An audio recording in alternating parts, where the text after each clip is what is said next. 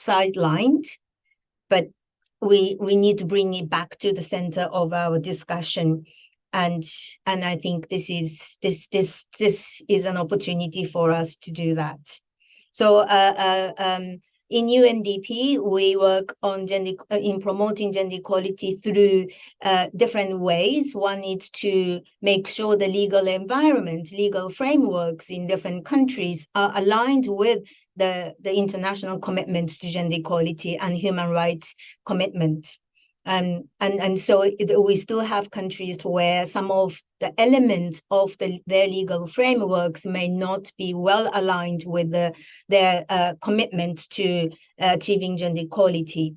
But I would also like to say that, there's been a large progress in terms of addressing GBV as a separate issue, not just any other violence, but it has a very specific nature, and it's good to have a separate legal approach to GBV as well, and it's a progress.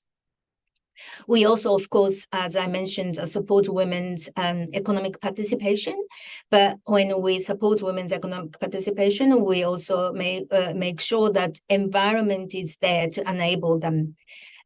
So one example would be, and we'll be discussing this today, but it's to address the unpaid care work issue, which is shouldered mostly by women. In fact, the COVID pandemic exposed that 70% of the health workers providing healthcare were women, but we also found out that 80% of unpaid care work is carried out by women around the world, and it's no difference in Asia. So if we want women to be able to participate in the labor force, we need to address the unpaid care work issue. We need to address the safety issue of women going from their home to the workplace. We also need to address the safety issue of women within the workplace. So we also need to discuss issues like sexual harassment, issues like maternity protection.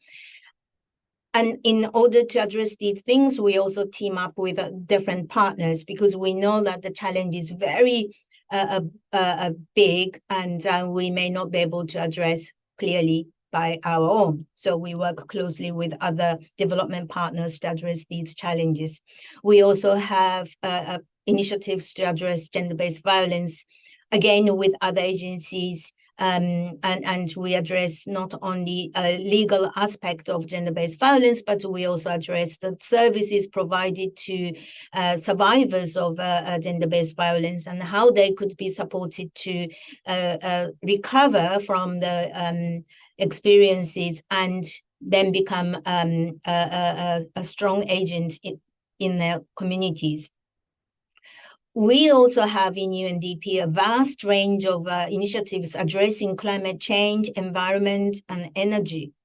And in every project, we capitalize on opportunities to advance gender equality within that thematic issues. So if the project is about climate change adaptation and or climate smart agriculture, we take the opportunity to ensure that women participate in that area of work, and two, women have access as well as men to new technologies that are supposed to improve their livelihood. Three, women get to have more leadership roles in those sectors. And we see that in sectors such as energy and transport, traditionally leadership positions are dominated by men at not only the policy level, but at community levels as well. So we will try to find ways, even if one small step at a time, to increase the number of women in those leadership positions. And then we reach out to wider community, including people who are more powerful in their own communities because of their traditional roles. And we also reach out to men and women in general. And we also reach out to boys and girls because, of course, we would like boys and girls to grow up in a world where gender equality is a reality. So I'm glad that UNDP is part of this discussion today. And while we know that we need to make a dramatic increase in investment for gender equality, I would also like to ask to consider how we can use those investments in more efficient and effective ways. And there we hope that some of UNDP's experiences can become useful. So I stop here. Thank you very much. No, thank you so much, Q, of talking about broad issues and also how different approaches can be done to bring in more equality from not only from the job creation perspective, but also bringing the whole perspective, which I always say, of wealth creation. So I will not, I know, Madam Shalini Rajneesh has to leave, at a stipulated time. So I will request ma'am to address the welcome address. We are all waiting to hear from you and to see that, how we are collaborating and working with you, ma'am. So over to you, ma'am. Thanks, Parul. At the outset, let me thank UNDP for putting up this wonderful galaxy of speakers and participants from across the world, because gender mainstreaming and gender inequity is something which is actually relevant for every country, howsoever developed it may have been. Therefore, the time has come and the Vision 2030 is fast approaching. We've hardly got 7 years to go, and we have to ensure that we come to parity at least by 2030. So what are the challenges that are facing today? Karnataka as a case study I have taken. Can you share my PPT, Parul? Yeah, ma'am, my colleague Ritik is doing it. Yeah. So Ritik, some of the statistics I would like to put in to show the next slide, please. The glaring differences that we still have, the starting from the literacy, which is the foundation. And although Karnataka is known to be a very, very progressive state, still you can find the difference in the literacy rate, particularly among the scheduled caste and scheduled tribe, which is a more backward tribe, socioeconomically speaking. And then when it comes to enrollment, we find that though 48% of the girls would enroll in secondary education, but 13% of them drop out before reaching even 10th standard. And this is where the cause of worry starts, because if they drop out of education, then they drop out of the total developmental cycle, be it economic or the social side of it, and we'll explain that. Especially on the technology front, again, we find a very, very small number, although much better than before, but very small number getting into the professional technological courses, which then reduces their chances for getting into the top MNC and other employment posts. Next, please. If you look at the health aspect, anemia is something which really faces 50% of our population very, very scarily. And it's anemia not only for women, it is for the entire generation. We find these results coming into the next childbirth, and then the growth which gets stunted, and the brain development is affected apart from the physical development. And then we are looking at a 1/3 of the generation which is going to be malnourished, anemic, and maldeveloped. How can we then look at a development of the state as a whole if 1/3 of our population is going to be affected adversely? So it is high time that we look at the nutrition of particularly the adolescent girls and make them aware as to what repercussion it has for themselves and for the society. I'll talk of a couple of programs that the government of Karnataka has said, but let me just showcase where the concerns lie. And these are, I am sure, global concerns. And I look forward to the hearing of the success stories on how to combat these challenges. Next, please. Then we look at the economic activity. Now, if the education and health is not good, obviously it will impact the economic activity. one of the criteria that we can see in the SDG goals is how many women actually have a joint ownership of property or land, and it's less than half. Similarly, although most women have a bank account, but most of them are inactive and they have no money. Informal sector, we find that majority of them have joined informal sector, and the labor force participation rate is as low as 35%. And Ko was talking about the laws, bringing in, gender equality laws. But despite the law on equal wages for equal work, today the studies show that women are getting at least 100 rupees less than what men are getting on a daily wage basis. Mobile and internet, today the literacy is seen more into the digital space, and 35% of the women only have internet access. So they are being deprived of so many opportunities, exposures, and developmental scenarios. So this is where we stand in as far as economic activity is concerned. On the contrary, why is it so important to bring in women's equity in economic activity, particularly the labor force? I would like to quote the World Economic Forum's study, which says that if we can increase the women's participation in labor force by just 27, make it equal, India's GDP can increase by 27%. And it is here where the magic, the change lies. If we focus only on this and move backwards, I'm sure a lot difference in equity will happen. Can we move on to the next slide, please?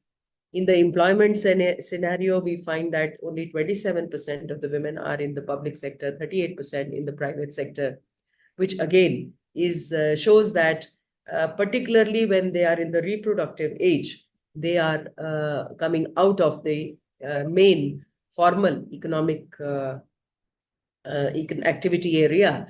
And then when they're done with the family responsibilities, then it's too late for them to join into the mainstream. So this is a very big challenge where for the policymakers, governments, and even the corporations, the pointer is that during the reproductive age, it is very important to have proactive, reaffirmative support given to the women functionaries, so that when they avail of their maternity leave and other requirement for the babies, and they come back, they are still on par with their other colleagues, and they're not just left out. And this is not being done only for women, but for the society as a whole. Next slide, please. Let's look at the dignity part of it, and that's where the crime rates are a big pointer. I've taken the all India figure and where Karnataka features. So ranging up to 5% of the total country's cases, whether it is crime against women, children, rape, trafficking, abduction, dowry deaths, etc., we are having a share in those crimes. Now, if only our foundations, both social and economic and political, are strong, I'm sure lot of preventive action can be taken in these indicators. Next, please. If you look at other cases of suicide, cruelty by husband, sexual harassment, and cyber stalking, etc., now this is something where the women are being prevented, although they want to join the mainstream, but they are being prevented from joining the economic formal sector. And here the governments, judiciary, the public in general, the society has to play a lot of role, because all these things have to get into the psyche of particularly men and the family as a whole, that women are supposed to be treated equally. They are not supposed to be given away with cruelty and other harassments. And if it is done, very deterrent cases of punishment should be provided, and that itself should ensure that these kind of cases, incidents comes down. Next slide, please.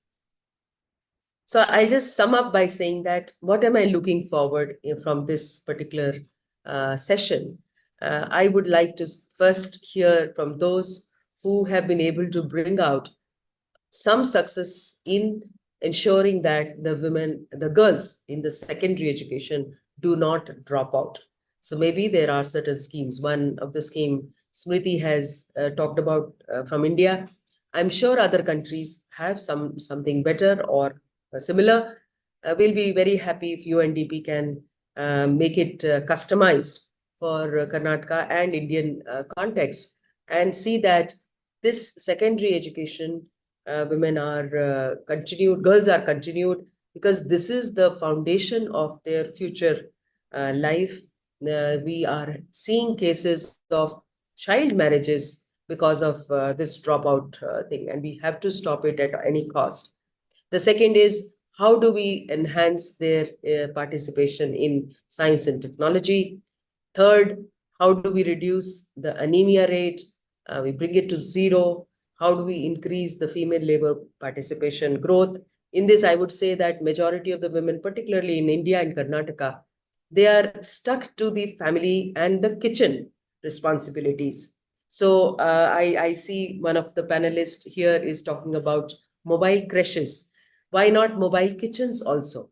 Why should the woman get stuck with the morning breakfast and lunch and everything preparation while everybody else goes out of the house? She's stuck in the kitchen.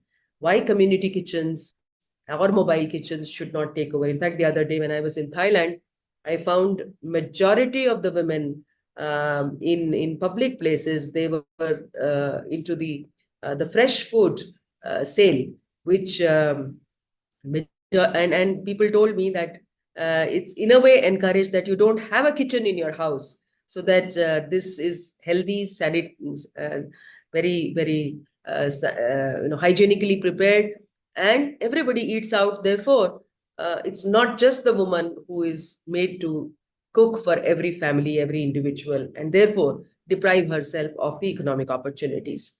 Similarly, we look at workplaces. How do we ensure that they have gender equity? Gender gap in career advancement is a concern. I'm aware of many corporates who are doing a great job in ensuring that the career advancement is assured and saved. Finally, I would like to flag the urban and rural divide, and we should ensure that there is a parity. Thank you. Thank you, ma'am. Really, you touched about on many topics, and was speaking from the perspective which is more looking at the government's approach of inclusive development, and looking at how on STEM education what we are talking about missing in the middle. That because of all what women are have to go through the life cycle, they should not be missing in the middle from that perspective, and also talked about various infrastructure improvements which we can do, and very important point was on learning from Southeast Asia from the perspective of how things are. So we to conclude this a session which is inaugural session today, I feel we were very honored to hear Madam Smriti from Ministry of Rural Development, Government of India, and also from Madam Shalini Rajneesh, ACS, Additional Chief Secretary, Government of Karnataka, and also Development Commissioner. So this was, I think, it was a very opportune time that UNDP had planned this webinar, and a lot of learning which will come from working together and collaborating in various countries and learning from each other, from developing and also from developed countries as such. So to conclude this, I have a request from Chandran that if we can switch on your cameras, we can have a group photograph, and it will be very, very helpful for all of us. And then we will thank our inaugural session panelists, and then we'll move on to the second session as such. So if I'll request for a minute, if you can just come online and we can have a photograph. Ritik, once we are ready, then you can have a photograph. We are just, missing Madam Shalini Rajneesh. Once she comes back.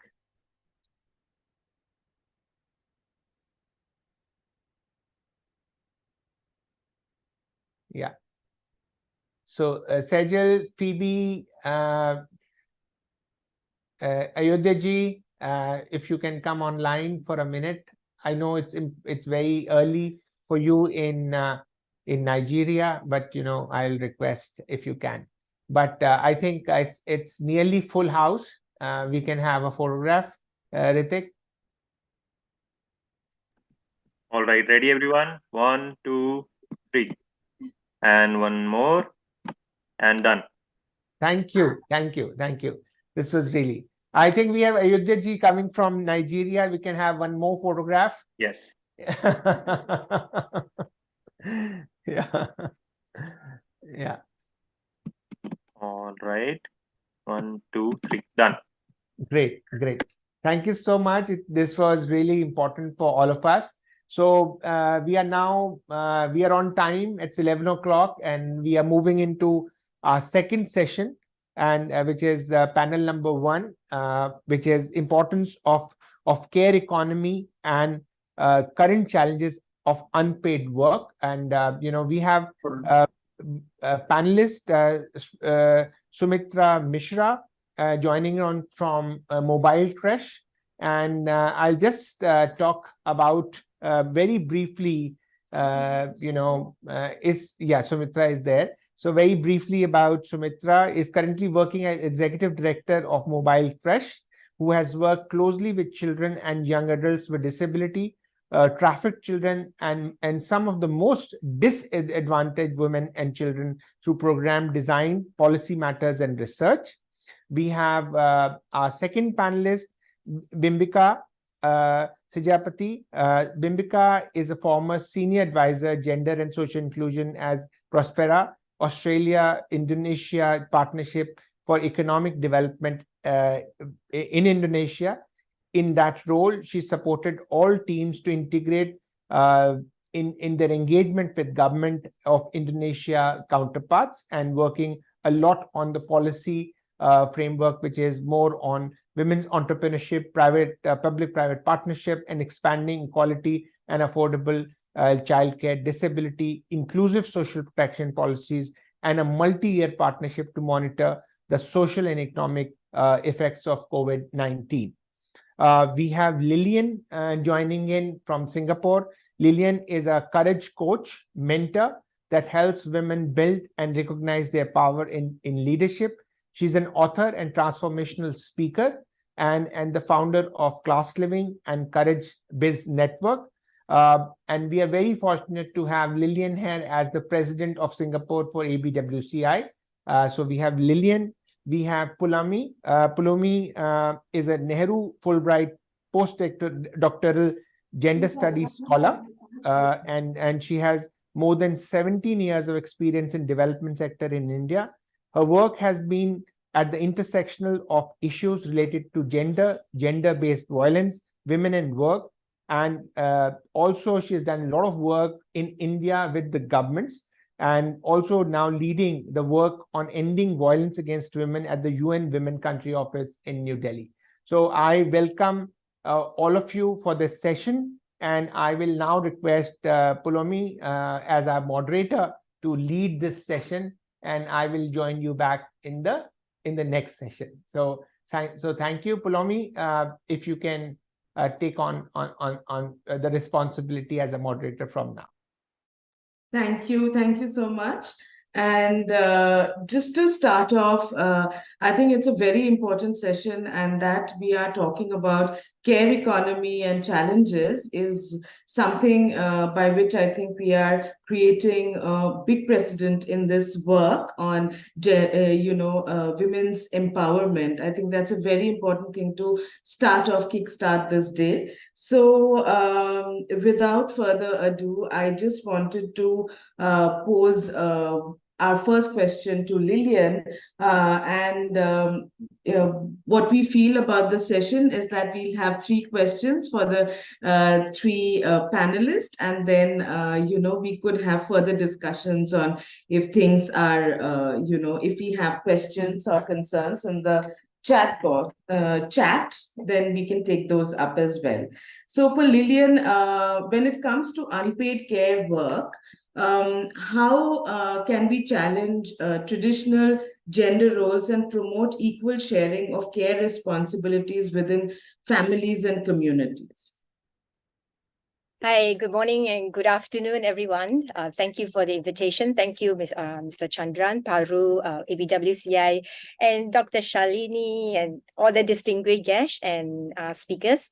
Right, I think today I can only share from my personal experience, right, what I'm doing on the ground at the community level. I feel that, also based on studies shown in Singapore, although Singapore women are doing more unpaid domestic, Singapore women are still doing more unpaid domestic and care work than men, right? Even though a high labor force participation by women and more women are among the corporate leadership, has indicated towards a gender equality, a higher how would I say, indicated that the attitudes towards gender equality in Singapore have gained steps in a positive direction, but household and caring responsibilities still tend to sit more on the shoulders of Singaporean women. One of the area that I can think of and which I am doing on the ground is to educate and advocate a mindset shift, a mindset changes towards gender roles and defeminize the caregiving and household responsibilities. Because many of these responsibilities that are in the household, for example, women take care of the more daily and ongoing aspects and the more larger amount aspects of the daily household chores. Whereas men, in comparison, takes on the less frequent, for example, paying of bills or repairs or some management of tech devices, right? These are less frequent, but the more ongoing day-to-day chores are still very heavily lies on the women. So one area that I have been doing on the ground is to create pro bono communities. Right, these communities are free for all women to participate, and it is actually also a structured meetings, right, where we educate and empower women in the mindset renewal, right, in how to protect themselves, how to discover more about themselves, right, their strength, focusing on identifying, who they are as a woman, their identity as well as their strength, in order to protect themselves. Right, because even though I'm just now, some of the slides were showing the statistics of abuse and things like that. Yeah, unfortunately and sadly, there are also statistics in Singapore that are showing, women who are also suffering from sexual abuse, verbal or even psychological abuse. But one of the things that we realized that with this mindset shift, through education, mentoring, trainings, and personal development programs, as well as providing opportunities for women to work from home. Because one of the surveys from the statistics shows that women who are able, especially moms, especially mothers, who are able to work from home are happier. They are actually happier. The stress level is actually lower, right? Because there are still also statistics showing depression and suicidal thoughts. Yeah, women who are stressed by all these day-to-day domestic care and household chores. They are stressed, but the statistic from the survey show that women who are able to work from home are actually happier, right? And in my community, women who come forward to participate in these monthly empowerment meetings, they are from all walks of life. Right. Some of them are actually, I call them high functioning depressed women. on the outside, they may appear okay, right? Because I'm talking about these women who are probably working moms, right? Able to what do you call that? Have access to side hustles, right? Or full-time employment. For these category of women, they may also be experiencing higher level of depression. High functioning depression. That means on the outside, they may look okay, but internally, mentally, and emotionally, they are still struggling. Therefore, due to that, volunteering, they will not have the capacity to actually volunteer in other communities, right? So those who are volunteering in my community, they gone through most of them, they've gone through certain level of self-investment in their mindset, in the renewal of their mindset. So personally, and based on the results, the outcomes that we are seeing, or the social proof and evidence, the social proof that we are seeing, the success rates that we are seeing from our community work, mentoring, mindset shift is one of the area that we will really want to provide to these women, to women from all walks of life. Yeah. So I hope that sharing of personal experiences from the ground helps in answering your question. Yes, thank you so much. Next, we have Bimbika, and the question for you is, how important is the care economy for gender equality, sustainable development, and inclusive economic growth? Can you share some insights and learnings from Indonesia where we can learn from? Over to you. Thank you. Thank you so much, and it's such a pleasure to join this panel. Thank you very much for including me. Maybe we could step back and sort of reflect on what does care economy mean in the first place. Just a basic definition is economic activities and services related to caregiving, which includes both paid and unpaid work, and it's involved in nurturing, sustaining, and supporting individuals.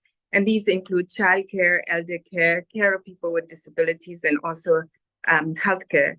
And as you pointed out, the care economy is really critical for gender equality, for sustainable development, for inclusive growth.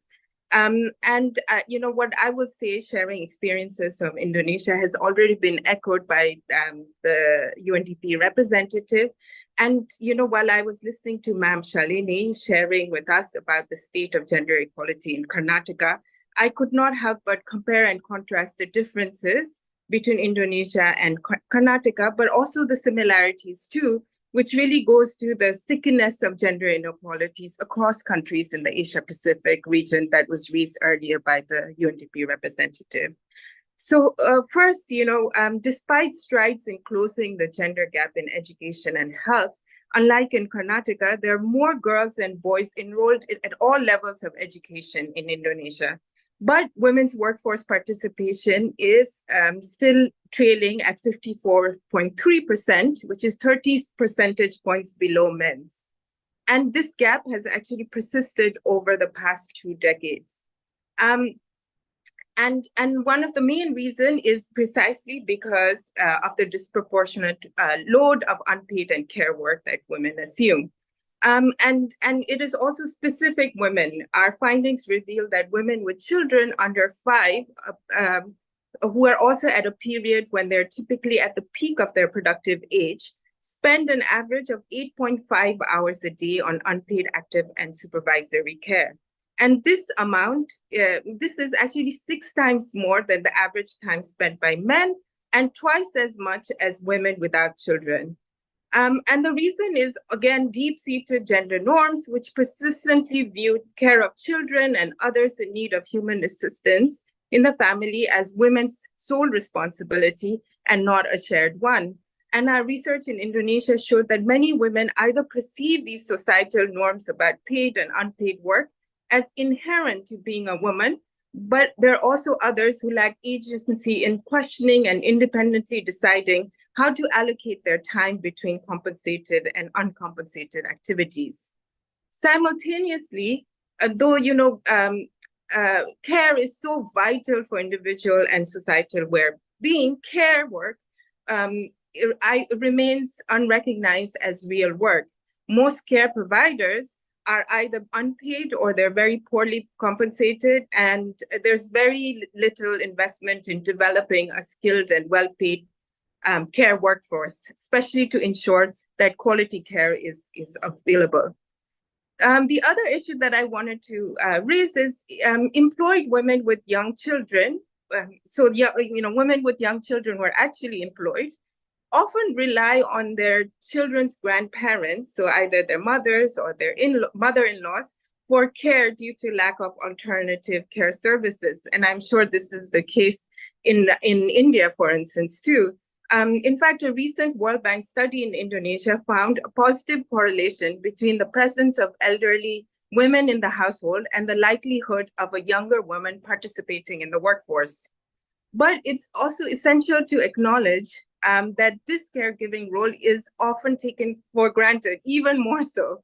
And the contribution of elderly grandparents go uncompensated and unrecognized, even more so than other groups. Most of these elderly women themselves either did not participate in the paid work, or if they did, they engaged in poorly paid and irregular employment during their lifetime, which means that they're left with very little savings to support themselves as they age, or to cover the inevitable medical and other out-of-pocket expenses that they incur. So recognizing the significant contributions of these elderly caregivers is really crucial for gender equality. And it really needs to be highlighted in policies and discourses, that we're not just talking about mothers, but we're also talking about other caregiving women, particularly the elderly, for truly inclusive growth. The final point that I'd like to mention is that it's also important to extend the conversation about care beyond human caregiving to also include the care of land and resources. In rural and forested areas in Indonesia, women have traditionally managed these resources either independently or as smallholder households that are involved in farming or gathering forest products for their livelihoods. But despite the very important environmental stewardship role that they've played as environmental caretakers, women often lack legal rights over the land and resources. And we've seen through numerous studies across India, Indonesia, and many countries in sub-Saharan Africa and Latin America, that secured land tenure motivates individuals, especially rural women, to conserve their land. It also provides protection against competing claims, empowering them to resist threats and make sustainable land use decisions without fear of displacement. So this idea of care economy, when really sort of pulled apart, including its very many dimensions, really sort of supports the pathways to sustainable development too. So I hope I've addressed your question. Thank you. Thank you. Thank you so much. And now we have Sumitra, and the question for you is mostly to, provide us with your insights on challenges and opportunities of scale and demand around childcare. And, some recommendations you might have from your years of experience with your organization in the Indian context. Yes, over to you, please. Thank you, Paulomi, and thank you, dear panelists, for setting the context so well. Thanks to UNDP for including a panel on care economy as a part of the 16 days of activism. It just shows that care is definitely, getting the profile and the place that it requires in the policy discourses. So thank you all, colleagues. I will build on what Lillian and Bimbika have said, to try and zoom in to what does care, particularly childcare, look like, and what does our decades of experience on being a childcare service provider to marginalized and most marginalized communities look like, and what can we draw from those experiences as we are looking at care economy as a sectoral growth across the country and the Asia Pacific region. I mean, clearly the evidence for the importance of looking at childcare, both as an enabler for increasing women's workforce participation, but also care economy as a sector for creation of green jobs in the care sector, for more employment of women, but also jobs for men in the care sector. There's evidence to substantiate that. There's also, let's not forget, a growing body of evidence and an argument that how care, particularly quality care, child care, is also a big enabler for human capital development. Ultimately, women's economic agency, more women's in the workforce participation, and child development all leads to economic prosperity, sustainable, peaceful, inclusive societies as the SDGs imagine the world to be. So really, care is finding a place. Now, coming to childcare, what are our insights in terms of the demand and the supply? I would like to start from the supply side first. And try and list 5 big experiences in terms of challenges from the supply side. Number 1, quality childcare is expensive. Let's face it, that we are talking of a set of norms for very young babies and children, and we are talking of standardizing those norms. So care tends to be expensive, and that is where financing becomes a problem, because the ROI to nurturing care needs a much longer maturation period. Care is also intersectoral, meaning it's nutrition, it's health, it's education, it's wash, its whole infrastructure, rural and urban infrastructure. So to imagine that the bulk of care financing comes from a single budget line or a single schematic provision becomes hard to imagine in a country like India, and therefore the whole of government approach that we heard in the morning is quite an encouraging step in that direction. Second, in terms of the challenges around the demand side, is that childcare at the moment in India is operating in a fragile, fragmented policy, legal ecosystem. There isn't a universal childcare policy in the country. There isn't a universal right to childcare, although we do have the maternity benefits bill that guarantees childcare for formal employees, but that's only covering, 3 to 7% of women in the workforce. The majority of the informal women workers, some of whom are covered in the labor laws as a maternity and childcare entitlement, still do not have access to it, or the enforcement of those laws is poor, and therefore we don't see those services. But mostly informal workers, for informal workers, childcare as a universal social security entitlement is missing. Along with the legal entitlement, also norms and standards are missing, guidelines are missing, and therefore it's kind of a free-for-all space. That doesn't mean that childcare is not happening. Poor women who need to work to survive, for them, working is not a choice, right? So they are taking all kinds of unsafe choices to make sure that their children remain cared for while they are pursuing livelihoods options. The third thing that I would like to say is that because of this fragile understanding of childcare, there isn't a clear system about accreditation, licensing, and monitoring for the existing childcare provisions, whether it is public provisions, it's corporation-led, private provisions, it's civil society-led, it's family and neighborhood-led, community-based. Practically the whole care diamond in the country is doing something around childcare. But because there isn't a system, there's no accreditation, there's no licensing, which means that the quality is not being monitored, which means that it gets into a vicious cycle where poor quality is driving parents and users out of the childcare options. And then that leads to another cycle of women dropping out or childcare not being good. And therefore the narrative that what does childcare really mean, that narrative is also not understood correctly. The next thing that I want to say is that, and an important thing, is that childcare is highly specialized and highly skilled work.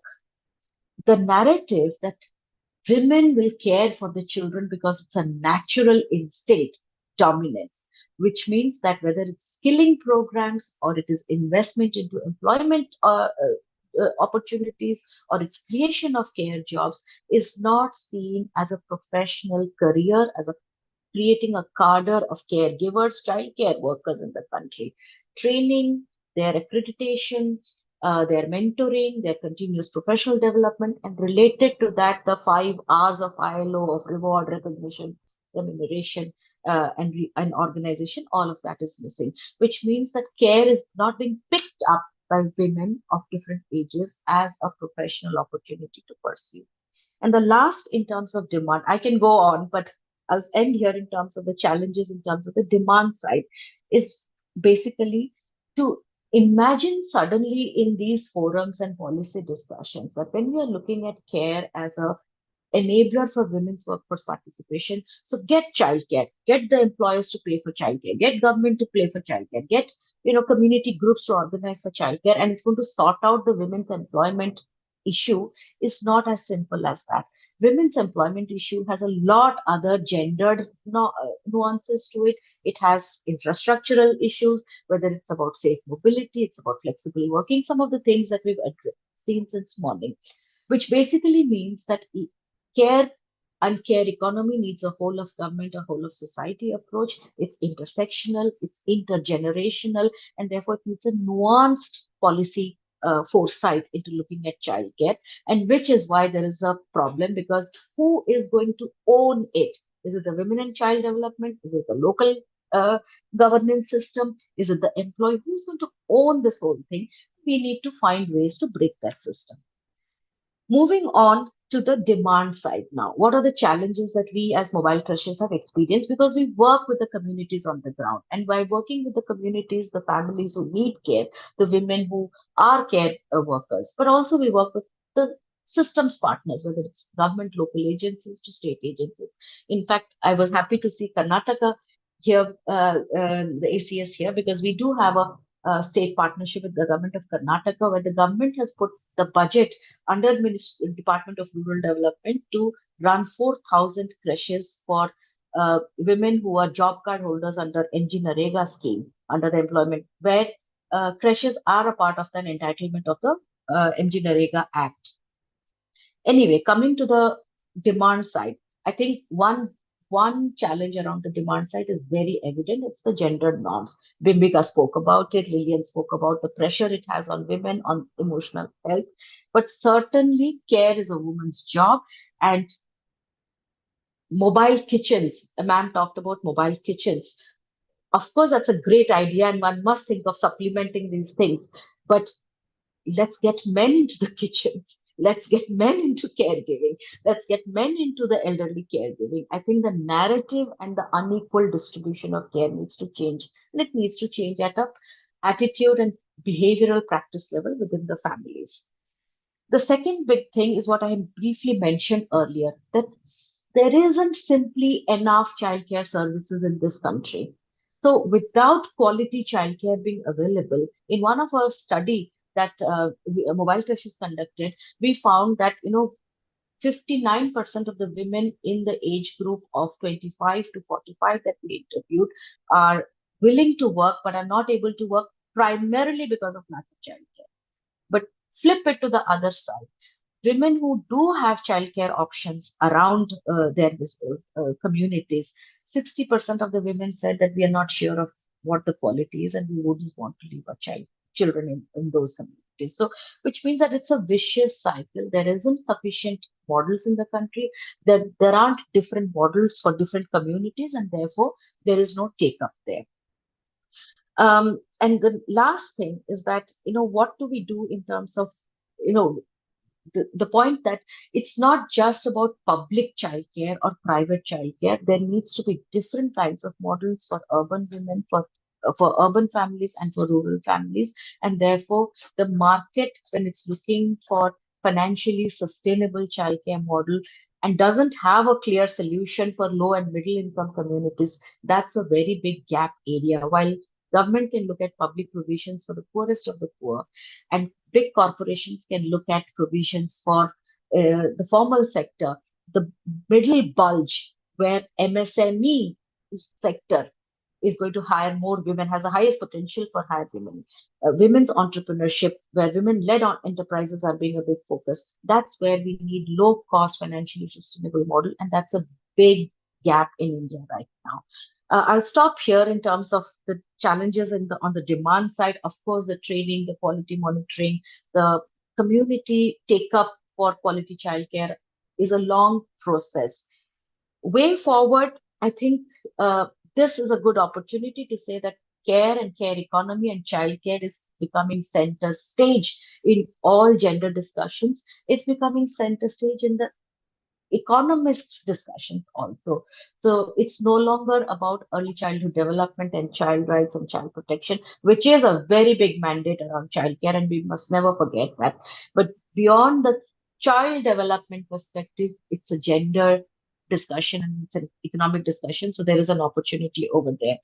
But also in terms of going forward, the comprehensive care policy is important. And I'll end by saying that the one thing that we can do immediately without waiting for large systemic change is to push for a large scale media campaign like what our madam from MORD talked about, the Nai Chetna program. It really needs a big media campaign to get fathers involved and to legitimize childcare as a safe option for women to make a choice if they want to step out of work and not feel scared that if I leave my child in a childcare option, then I'm perceived as being a bad mother. So I think there's a lot of narrative building that we can do. Thank you very much.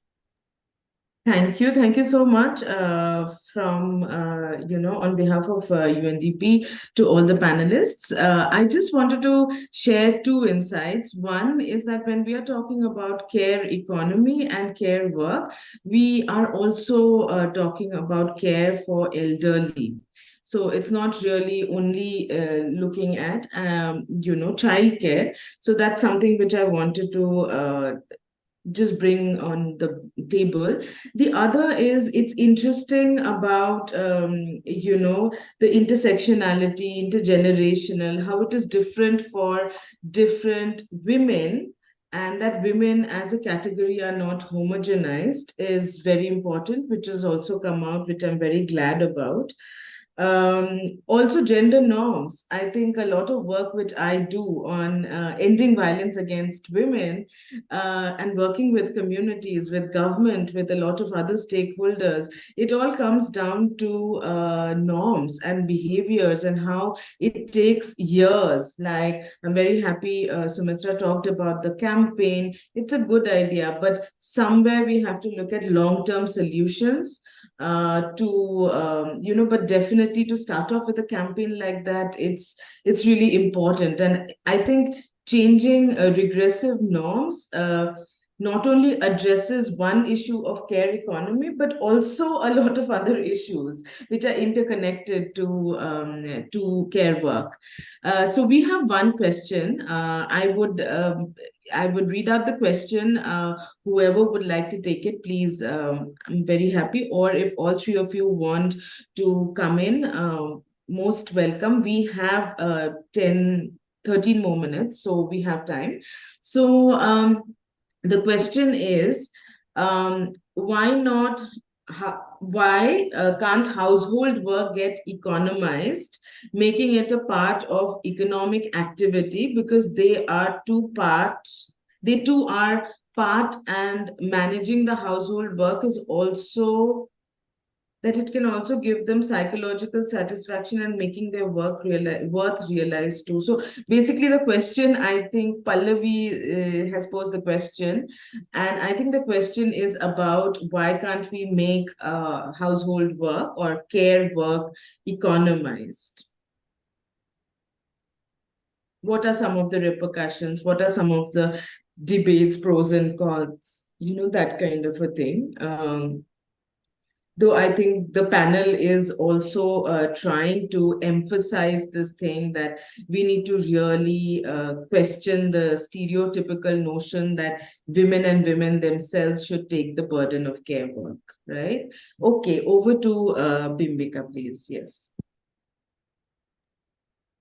Well, I would say that it is, because there is care care economy includes both paid and unpaid work. And the issue is, even when it is economized, where there is a monetary value attached to that work, it is still under-recognized and unremunerated with low sort of employment conditions. And there's also this issue of lack of access to skills, which is very needed for assuring quality of the care provided as well. So the short answer is it is.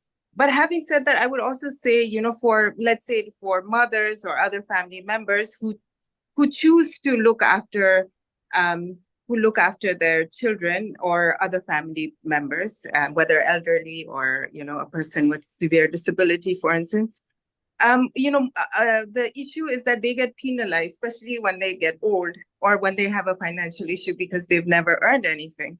So I think, you know, there's some countries that are coming up with innovative models to actually try and measure what is the lifetime earning gap of care workers, and how can, you know, sort of economic and social policies, whether through social insurance or social pensions or other schemes, actually sort of safeguard these women and recognize the work that they've done in supporting both their families and the economy at large. So that's my 2 cents. Thank you. Thank you. Anyone else would like to go for it? Yeah. I think thank you, Pallavi, right, for the questions. I think definitely yes, we can, and I do encourage that you can having the household work get economized. In Singapore, actually, I grew up in an environment where even my grandmother, or even aunties that I know, right, they do provide part-time such services, right? In fact, it becomes a service, right? Because to actually extend this help, this support to neighbors or even women who need that kind of support. So, and they are being paid for it. They are being paid for it. Even for the taking care of the elderly, there are people who visit, but of course, for the elderly or for people with special needs, right, special conditions, then of course those you will require skill training, certain basic level of skill training. Yeah, but if you are talking about household work, yes, definitely it is something that we you can push forward to encourage. Yeah, I grew up in an environment where this is not uncommon. Yeah, in Singapore. I hope that helps to answer your question. Thank you. Sumitra, would you like to add?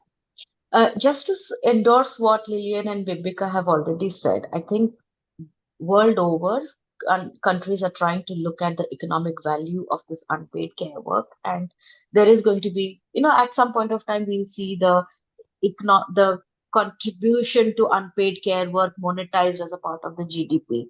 But I think the bigger question here is what we've been hearing since morning. It's really to build the women's agency. And you can keep saying that, you know, women are in households and this is the value of their contribution to the economy.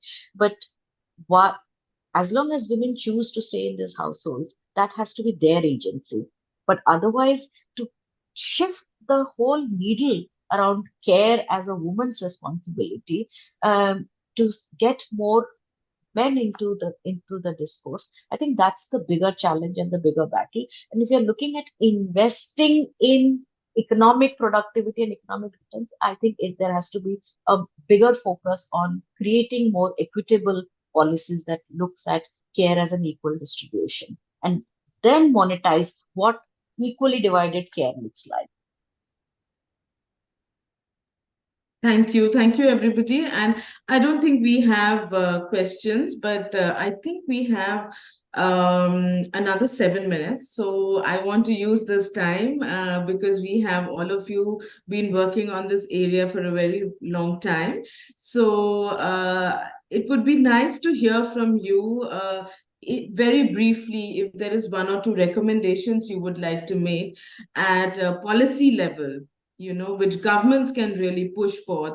What is it that you would think of in the Indian context? Thank you. We could go, Lillian first and then Bimbika and then Sumitra. Thank you. Thank you very much. I think that's a very good question. Because of the work that I'm involved in, mentoring, coaching, especially, right? Focusing on mindset shift. Because that I feel is really like what Sumitra mentioned, to really have the women themselves, we ourselves must be willing to, want to take that step forward before we can talk about, the skill sets and getting trained and all that. So it first works with the mindset. And if that's possible, because in Singapore, we have Skill Future, we have government policies and grants that encourage not only women but men, all Singaporeans to invest in ourselves. And those trainings and programs or personal development programs, it encompasses is a whole spectrum of skill set and mindset. So it's not just limited to skill set trainings, but also mindset and personal well-being, self-care. Topics like that. That is very focused. If there could be a support from the government, right, to actually provide funding for such development and training for women, specifically focusing on the needs of the women. The well-being of the women, the mindset shift of the women. And I think that would be a good place to start, in my personal opinion. Thank you. Thank you. Over to Bimbika, please. Thank you very much for this last question. I think, this need for investment in the larger care ecosystem is really important. I mean, we've talked about mindset shifts, bringing men into the equation, ensuring that, care is seen as a shared responsibility, both within the family, but also in the community, with employers and also with the government. But, I think that also requires investment in sort of care infrastructure. And, in Indonesia, for instance, I'm not sure if it's similar. I assume it's similar based on what Sumitra had shared, that, when you look at enrollment rates, you really see the glaring gaps. We call it the childcare deserts. So for children below the primary school age, hello? Sorry, I kind of lost you. So for children below the primary school age, the enrollment rates really reduces. 5 to 6, it's about 70%. Then the next age group is like only 30%, and 0 to 2 is only 0.2%. So there's really a need for infrastructure investment. But at the same time, just having services won't cut it out, as Sumitra said. This needs to be coupled with, public campaigns about and ensuring that these services are quality and provide decent and skilled employment opportunities for the women and men who work in them as well. Thank you. Thank you. Over to you, Sumitra. Thank you. What can we do in India? I think care is universal. Care is a global phenomenon, and we are very much a part of that global community where we are post-COVID. We are trying to look at it more sharply. Certainly in India, we do need at this point of time, we could all work towards designing that national care policy. And what does care look like? And that includes child care, disability care, elderly care, care for the ill and the sick people at home, and of course the whole healthcare space. So a universal care policy. But in designing a care policy, from our experiences, I would like to bring 2 nuggets to say that any policy, and we do have great policies in the country in other spaces also, but 2 important things that really drive policy into action. One is political will and political leadership. And the second is community-owned and community-led actions. So a policy also has to recognize that there has to be a political will, and how do we create an awareness among elected representatives, educate, inform, empower them to listen to their communities through the care lens and through this gender equitable care lens, right? And secondly, how do we translate care and what care looks like and what role of local stakeholders mean in terms of community care? I think these are the 2 nuances that if I'm sitting and at the policy table, I would like to bring. Of course, a policy without finance means nothing. And Bhimbika, thanks for holding the financing flag up all the time. And financing, in our experience, when it comes to childcare, it looks like it's the last in the order, the last in the priority. The children will grow up. Nobody grows reverse. They'll all grow, develop. Somehow children will grow up. Children need good quality care. They need decent infrastructure. They need education. They need, we know the stunting, wasting rates, malnutrition, anemia rates in the country. They need little bit more focus. So the norms have to be standardized, and then you have to have the imagination as to where the revenue is going to come from, rather than saying this is the money that we have and therefore what is the norms that we can meet. Typically that's the conversation. This is our budget, what can we do with it, rather than this is what we need to do, how do we find the money across departments, across even workers benefits budget. So I think looking at financing, the lens of looking at financing also needs a little bit of a shift. Last thing that I'll say, for civil society partners and UN partners and all of us who are in this space, I think it's high time that when we are designing programs for livelihoods for women, SHG programs, entrepreneurship programs, any kind of employment opportunity program, care, childcare, elderly care becomes an integral part, just like skilling or financial or access to credit or banking, financial inclusion has now become an integral part of livelihood programs. Care must become an integral part of any livelihood program design. Similarly, skilling programs.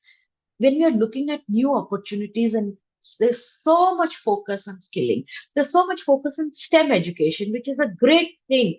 But can we bring that lens on care? Let's see that 20 years from now, it's the care sector that's going to lead in the highest job creation. That's what the economists are predicting. So let's get it right in the skilling program. And the last thing I think is that, what also ma'am said, that, getting the young people involved.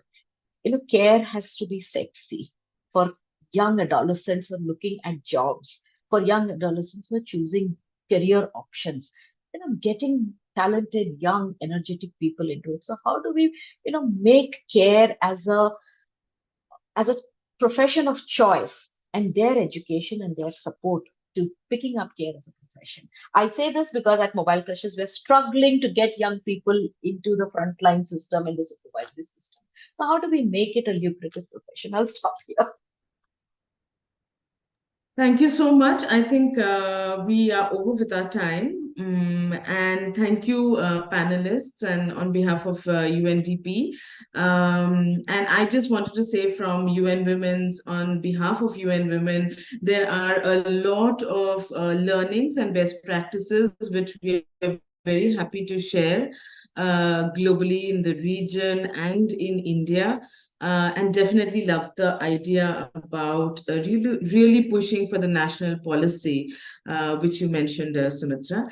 And thank you, everybody. Over to me. Jaya. Yeah. So thank you, Poulomi. I'm back again.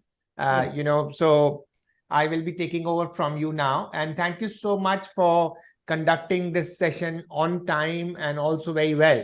And we will have we'll start our second session, and I'm very excited that we have the panelists are from various countries. We have Kavita joining in from India, Emelda joining from South Africa, Madam Salima Ahmed joining from Bangladesh, Vidya is joining from UAE. So very excited that this panel we will be I will be moderating this session among friends and also my senior colleagues today. So the session, the topic is gender inclusive entrepreneurial ecosystem. And the excitement is because all our panel members today are all entrepreneurs, and they have multiple roles which they are doing. And the whole thinking is that, how we can make the best out of it. So now, just to introduce the panelists, we have Kavita. Kavita Rajesh is an experienced professional in manufacturing decorative industrial and specialized paints. She is skilled in negotiations, business planning, entrepreneurship, team building, and also on market research. She's a member of Association of Women Entrepreneurs of India, ALEAP, and former president of Hyderabad Management Association. And I know personally, Kavita, I worked with Kavita. I feel so honored, Kavita, that you are here as an experienced entrepreneur. And I know your paints are, not only exported in different parts of the world, but you are also well known as a professional, you can say a teacher, to teach many, as a mentor for many young entrepreneurs as such. So welcome to this group and also to the panel. We have Elminda joining in from South Africa, and I'm very proud of her when she always, when I talk to her, that it's a proud moment for her. She's not only represents the government in various forums from South Africa, she's a global leader and a women empowerment champion. She's the CEO and principal consultant of Relim company, a human resource and logistics consulting firm based in, in Tanzania. Sorry, she's based out of Tanzania, not in South Africa. She's also CEO of East Africa Bang Media House, which she started in 2004 with Bang Magazine, a premier lifestyle magazine that captures inspiring stories of women overcoming odds to achieve success and impact. I'm very glad today you could join in the panel, and you will be talking about how we can use media and also other, you can say, channels to promote women economic empowerment, and also how we can publicize the whole growth story of women across the world. We have Madam Salima Ahmed, President of Bangladesh Women Chamber of Commerce and Industry, and also sitting Member of Parliament from Bangladesh. Salima ji is an entrepreneur and a business leader who was elected in the Member of Parliament of People's Republic of Bangladesh in the 11th national election held in December 2018. Since then, she has been constantly working toward the betterment of people of her constituency. She's also a mentor and promotes entrepreneurs and women chambers all across the world with special focus on SAARC. So she's also part of many groups, including the World Bank. And so I'm really glad, Salima ji, you could join with your busy schedule, because I know Bangladesh is preparing for elections. We are honored to have you in the panel today. We have Vidya Manmohan. Vidya is a founder and chairwoman of We for Good. She's an experienced executive creative director with award-winning history of working the marketing and advertising industry. In addition, she's skilled in advertising strategy, design, advertising, copywriting, art direction, and digital advertising. So we are very glad, Vidya. We met last week, and today you are on the panel. I'm very glad that we are talking to each other, and also the panel which we have. We are a very distinguished panel.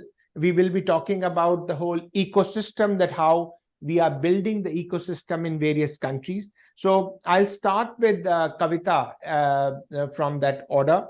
Kavita, how are we looking at this from the gender stereotype and the bias women entrepreneur face when it comes to really, from job seekers to wealth creators? This is what you hear from me always, from the whole perspective of what are the bias you feel, and how are we overcoming that from the perspective of entrepreneurial ecosystem?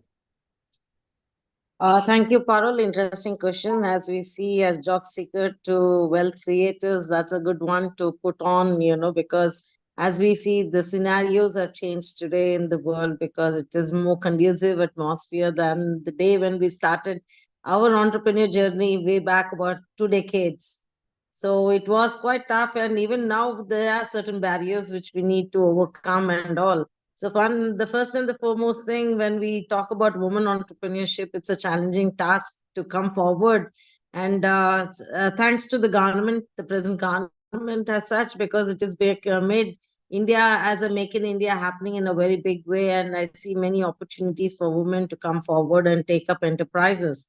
Like the first and the foremost thing is access to capital for women. It's not that easy as we talk about it. And when we really have to take this forward, so there are many schemes available in the government, and one is the dissemination of information where women are lacking. So they are not sure of how to move forward with accessing capitals, because we are talking about the CGTMSE scheme today. The CGTMSE scheme again talks about there is an access of capital about 2.5 crores, where many of them, even the banks also don't really promote these kind of initiations which are there for women entrepreneurs. And there's a huge lacuna in the system as such. And we are talking about the marketplaces again for women. It is conducive. Again, today, this GEM portal, which has come and giving an opportunity in India, especially for women entrepreneurs. So the unlike this experience which matter, women are basically very timid to come forward to take up these responsibilities as an entrepreneur journey, because it should be a conducive, as I said, it all starts from home. The family has to believe you that you are capable of doing something. And the various other barriers also, we talk about it and all. Fear, one is fear of failure. The first and the foremost thing, that women fear that they might fail, and they need to be given an opportunity. First is the opportunity should be given to women entrepreneurs as one. When the opportunity is given, I'm sure sky is the limit for them to achieve. The first 3 years is the process of learning for any woman. Gender equality, yes, because they feel that women are not capable of handling situations and handling the enterprises today. As you said, I'm from the Association of Lady Entrepreneurs of India. So you won't believe, a 30 acres industrial park is given 260 industries which are giving an employment to about 10,000 people today. So that is where our auto rickshaw driver is manufacturing transformers today. That is where the transformation. We need to believe that women can do certain things and activities. These are very niche products they are into manufacturing. So that's more hand-holding support which has to be given to the women. Then we can see that how women will be the forefront for the economy drive also today. So that is where one is access to capital, one is to access innovation. Innovation is happening in a big way that women are coming forward, but we need to provide that structure, the infrastructure for them for incubations. So this is where when we give those kind of hand-holding supports, you can see women will be the forefront for driving the economy. So this is my take on it. No, thank you so much, Kavita. We can understand this, and also I have been, working in the whole space of women entrepreneurship and entrepreneurship development for more than 2 decades, and I know that things have very slowly changed. It has not changed as rapidly as we had thought. I'm telling you, we first met in 2012. And from 2012 to 2023, we are closing. This is 1st of December now. Very slowly things have changed.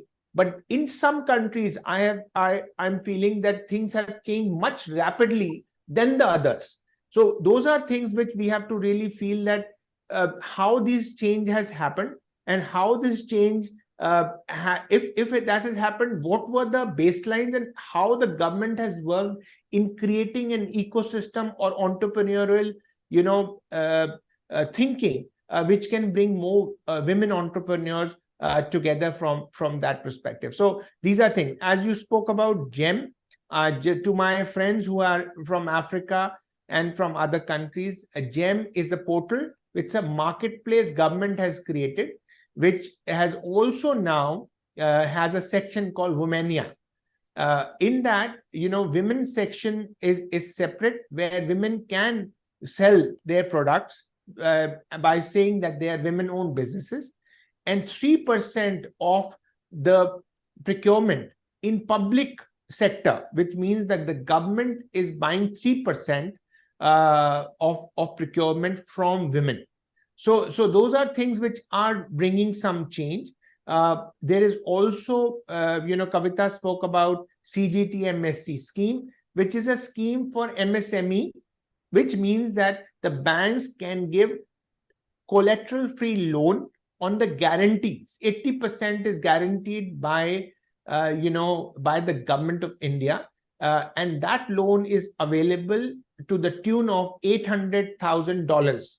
I'm just now trying to, Kavita, calculate 5 crores into, dollars. So it's around 750 to 800,000 crores, which is a good welcome move.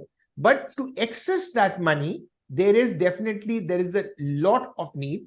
And as as the work which ABWCI is doing, we are now helping, you can say not hundreds, but few, tens of women entrepreneurs across India in getting that kind of loan or that kind of finance through our access to finance vertical. So those are things which are happening. I just thought, just to explain, because a lot of people joining from across the world, they should know that India is taking a lot of initiative and they are growing leaps and bounds on these aspects. So this is important.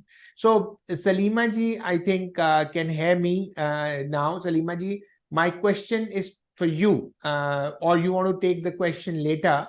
I can also, yeah, Salima ji is here.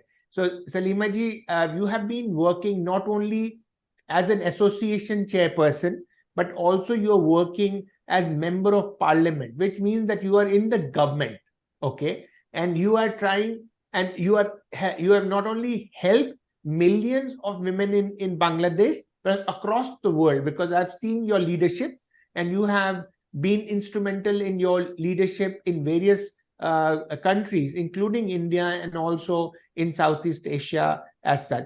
So my question to you is that what are the common barriers still? And this is a question which you always, hear from me. What are the common barriers and challenges are faced by women entrepreneurs in addressing the entrepreneurial, ecosystem, which means that entrepreneurs in this age where we are talking about India, Bangladesh, making so many different initiatives for women entrepreneurs, what are the common challenges and concerns you see that they face? Thank you so much. Good afternoon to you all. I must thank Parul for bringing all of us together, and definitely UNDP for facilitating and inviting me to speak in this very important session.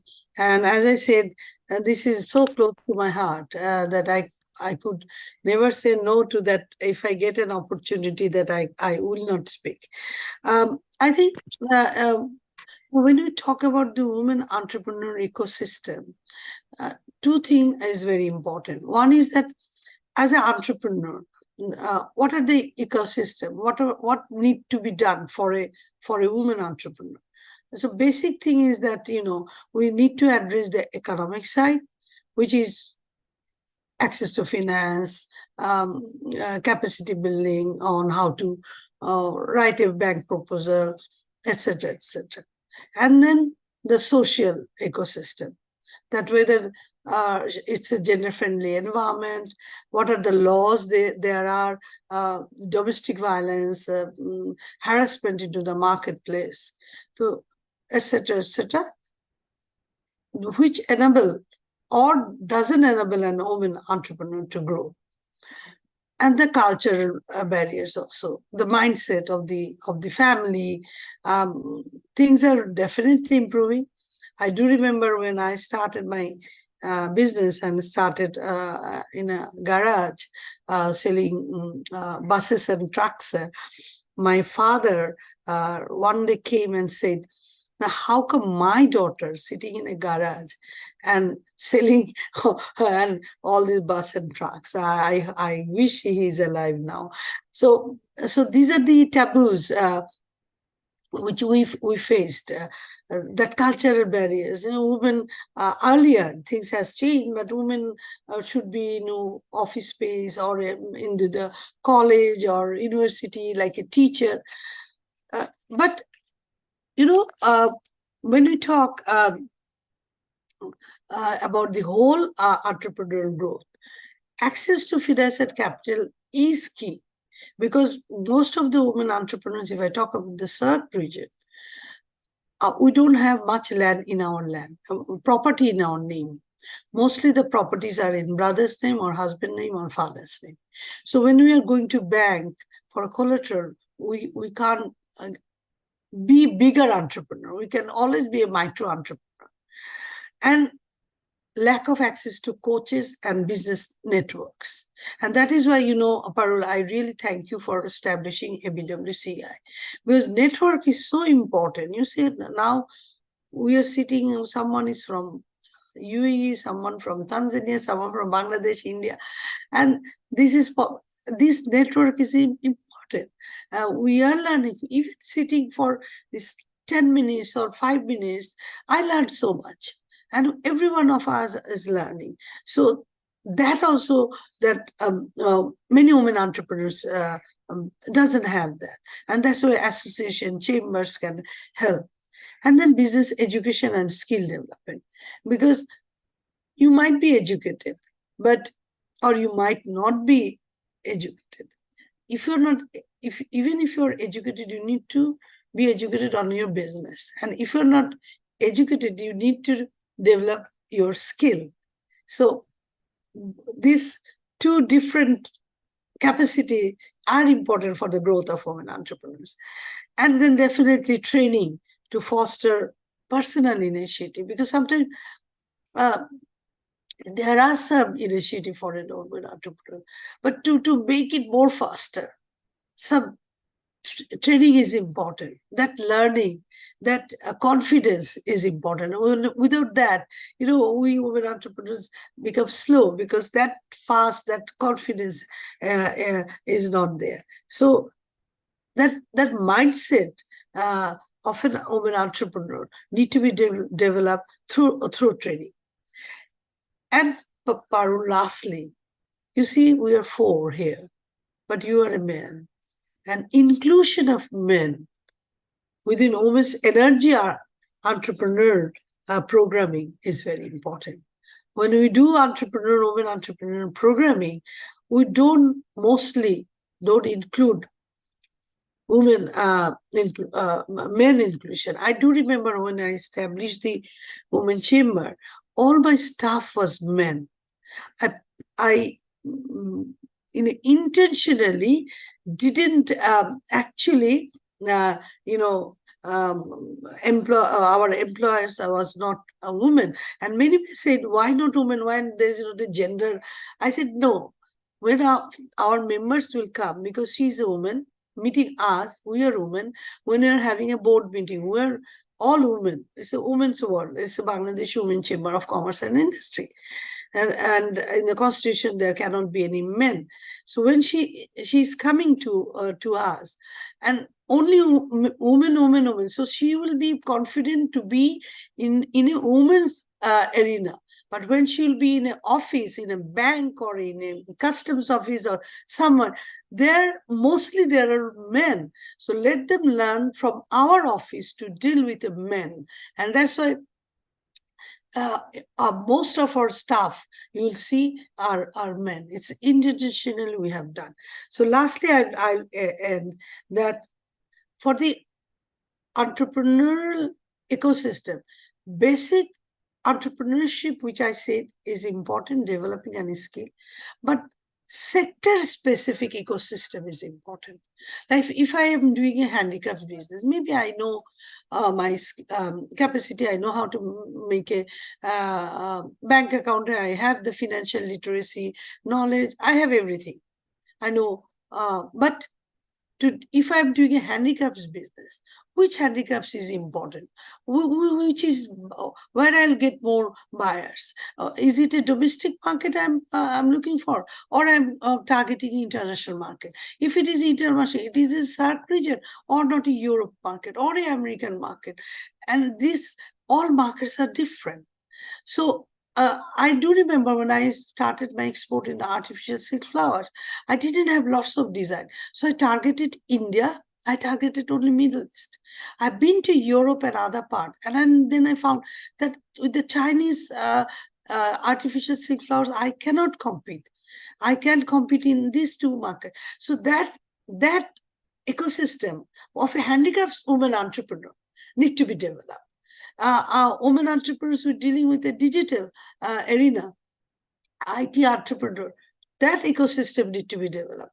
The sector-specific ecosystem is important. And then if we can do it, then we can develop and grow. But best thing is we are growing, not to be disheartened. We are not worried at all. The numbers are increasing, sustaining business is happening. So let's look forward for more and more, and let's build a better ecosystem for all type of women entrepreneurs. Thank you very much. Saleema ji, I'm your big fan. You know, the thing is, it is is when you speak on these aspects, very pointed, very focused, it is so much of energy and also so much of knowledge, and I've seen you in decades now, because, I know you from last now more than 15 or 16 years. And I've seen you, the growth of as an individual, as a lawmaker, as an entrepreneur. You spoke about the whole thinking about, how access to finance is important from the ideation stage, the network, the mentorship, the training, looking at the confidence, incubation, and also from the whole sectoral ecosystem. Very few people speak about the whole issue of that different, products and services need different incubation. For example, now, I'll request Vidya and Almeida to talk about, but they are all coming from advertising and talking about publicity, PR, and all that kind of thing. My thinking is that these are all important aspects when it comes to entrepreneurial ecosystem, but very few lawmakers understand the whole thinking that there is different variety of, mentors, and the whole, you can say, individuals are needed. And the last point which you really said, is that men are equally important, not because I am, from that perspective, but it is important because when they go and interact in banks or in offices and other, the majority of the people, I'm now using the word people, are mostly men. There is inclusion of women, but they should know how to speak. They should not feel shy, that they should not feel intimidated from the whole thinking that they are talking to a male counterpart from that. So these are learning. And I have a lot of respect for Bangladesh from that, yet that with so much stride, you are all doing so well in the economy and all that. So I'm giving you thumbs up from the whole thing. And I wish that new elections will bring more, more power to you, and also you will win. Definitely, that's 100%. I have no questions on that, but that's what it is. So Kavita and we met you in 2012. You remember we were together as a group. Yes. And I was just thinking that day, going in the bus and thinking about it. So Kavita, the time will come, then we will travel again. So together on that. So now thank you, Saleema ji. Now I will go to Vidya, and I'll then come to Almeida. Vidya, you come from a very different entrepreneurial ecosystem. One is the UAE, is specifically you were born and brought up in UAE. There are a lot of, you can say, avenues which are in UAE, and you're coming from a advertising, domain. So my question to you is that it's a mixed question. One is that how networks are important, number one. Second is, in your industry, what is needed for women to progress? Because the reason is still, when we are talking to like Kavita is in paints industry. It's a men's dominated industry. And still Kavita has a very big name globally on the paint industry. So from first is, how is your industry looking at women and taking that, from the advertising, PR and media perspective and building it? And what are the challenges you face personally and your other network when you come as a firm? And the third part of the question is, what should we do as a group, as a network, to overcome that and give you more power, which can be helpful for your future? Okay, firstly, I mean, I think I can talk for days and days and hopeful and be hopeful that there's change. But firstly, I think hats off to all the amazing people out here championing women and to actually bring about some change. So I've been silently listening to all of you, and it's just been so enriching. So thank you so much for bringing me on board. Yeah, cheers to everyone here. And I really am one of those people who would love to walk the talk, like I keep saying, because I think it's enough of women talking. And again, we don't need the support. I think women, firstly, to believe in themselves and to get out there and make it happen. So I think firstly, because I'm sorry, I'm not like, yes, I'm Indian by origin, but yeah, born and raised in Dubai makes me a kind of different breed. So yeah, people who are bringing about change in India and places like Africa and Bangladesh, I think hats off to you, because I can't imagine the amount of effort you have to put in to bring about that kind of change. As you all know, and the pace at which UAE, just UAE, and I'm talking about just UAE as a country, has created that change, right? I'm not even talking about 10 years, Parul, and you were talking about you and Kavita chatting like 10 years ago. Even the change that has been happening in the past 2 years or 3 years or 5 years is tremendous, right? And yes, it starts from governments. It starts from, again, there have been bodies, and like we spoke about, the Dubai Women Council, the Business Council, the Women Dubai establishments established in 2002 and so on. But, even things like the UAE Gender Balance Council setting like a gender balance right for organizations to follow, changing maternity law, bringing about paternity law. And we do know the Arab culture is very different, or, it is very closed. And there are certain things that we can do, but also for people, I think it's about transformation starting from our homes, from our schools, and from the root level. So I think even though there are opportunities being created, even though there's 50% of women representation to be had in the federal industry or governments, it is time to actually start seeing it happening. And I think the more and more we talk about women empowerment, there is a gap being created between men and women, and I am not a champion of that. And I think just like Salima said, when I started We for Good as an agency where, yeah, I've been with, WPP networks all my life for 25 years. And when I set up We for Good, it was about championing women and super talented women. And yes, they can work from home. They can work from anywhere. And I think like Lillian mentioned, they're much more happier when they can manage a lot of things. Yes. And I would love to see that time when everyone partakes in it together. It's again, not about men, women, everyone championing growth or taking care of children. And you spoke about care economy in the previous session. I think they're all interesting, and they should all come together as one. And I think if each of us in every single industry or platform that we're on, if we all start championing that, we would be in a much better place. So I think even from an advertising or marketing perspective, yes, there are a lot of brands like from Gillette or P&G and people bringing about that change. Even Lego, the toy brand, which, I'm handling, when they came into the UAE market and they spoke about the first campaign that we ever did for them was Imagination Has No Gender, because Lego in this part of the world is perceived as a boy's construction toy. Girls are not given Lego sets because girls are supposed to play with dolls. So we had to, so I think it's from the grassroots level that we have to bring about the transformation, and whatever industry it is. Yeah. Even like you said, Kavita is from the paints industry, and it's predominantly man's world.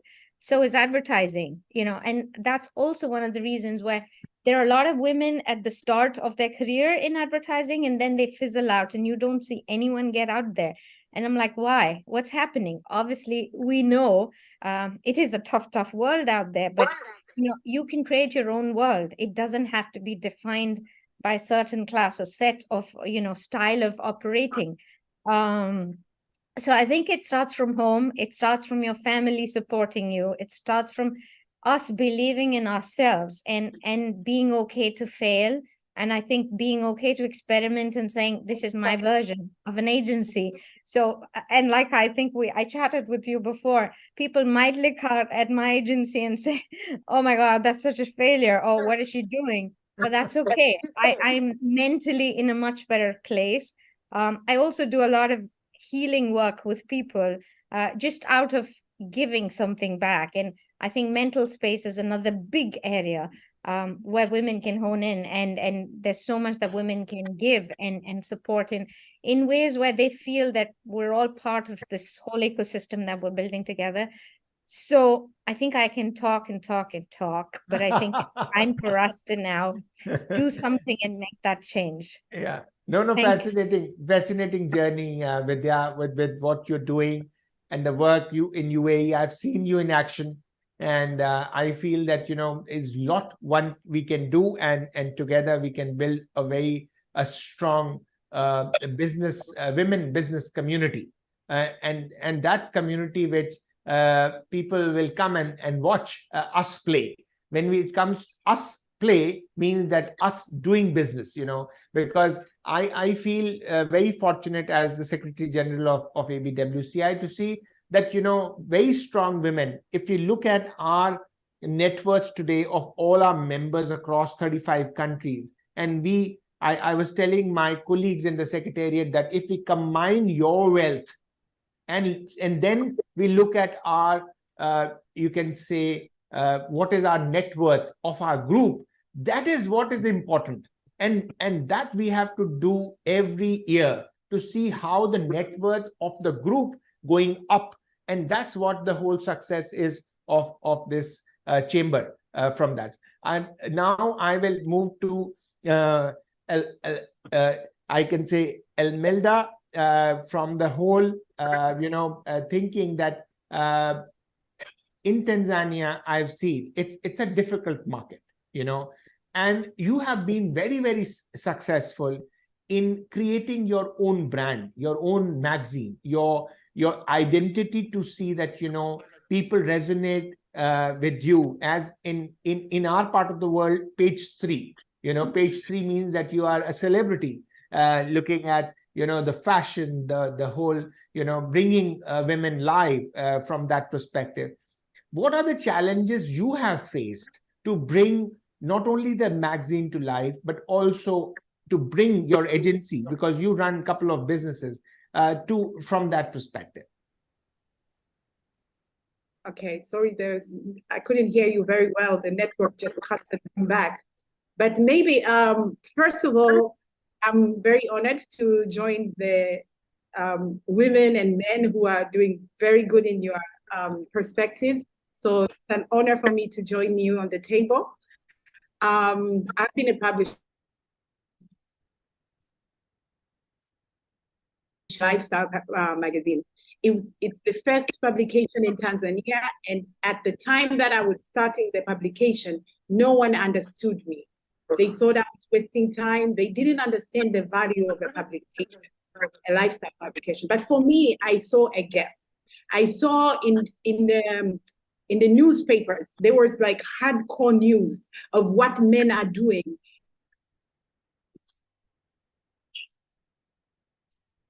Mining business and stuff like that. There was a very few content that represent a woman. And for me, I saw a gap. I realized that a woman who is making clothes at the corner shop is as equally important, and she's equally powerful, just like a man who is a CEO at certain offices. And I started creating content that uplift these women. That is, before, it took some time, but then there were role models, Tanzanian women role models. And people started feeling good about themselves. But even if you're a makeup artist, you can be a celebrity makeup artist. You are making up a CEO or a politician who goes to represent in the courts or in the public areas.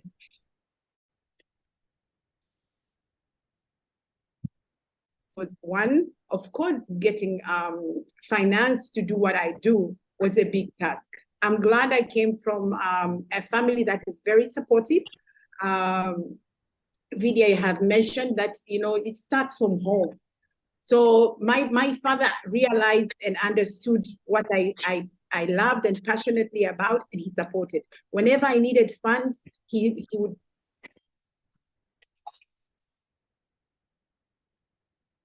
And I believe if women are given opportunities of getting loans, loans or finance to build what they are doing, they will go further.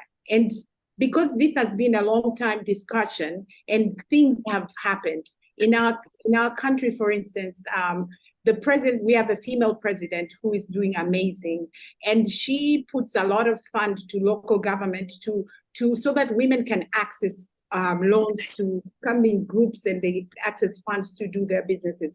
I've seen so many women grow in their businesses because of that.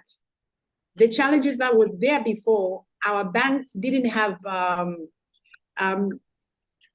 trust on women. And so they would say you have to bring collateral. Collateral, say a house. Most of the time,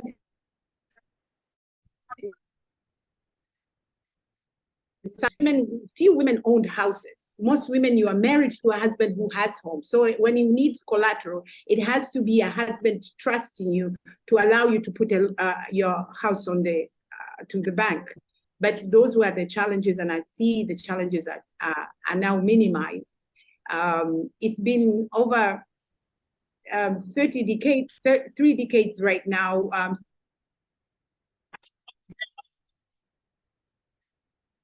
Talks, myself and my friends were among the first people in our 20s creating women empowerment workshops. We were doing this, working with the financial institutions and calling up women who are doing small business to just come and talk to the banks and financial institutions to see how they can get help. And I've seen now there are thousands of women programs like that, which helps. The government itself has put affirmative action. So now we see there's now at least not a 50-50, but there's equal representation in the boards. You see a board with maybe, which have 10 board members, maybe 2 or 3 are women, which is better than it used to be before. We never see women in boards. Women were just ending in secretarial jobs or small men.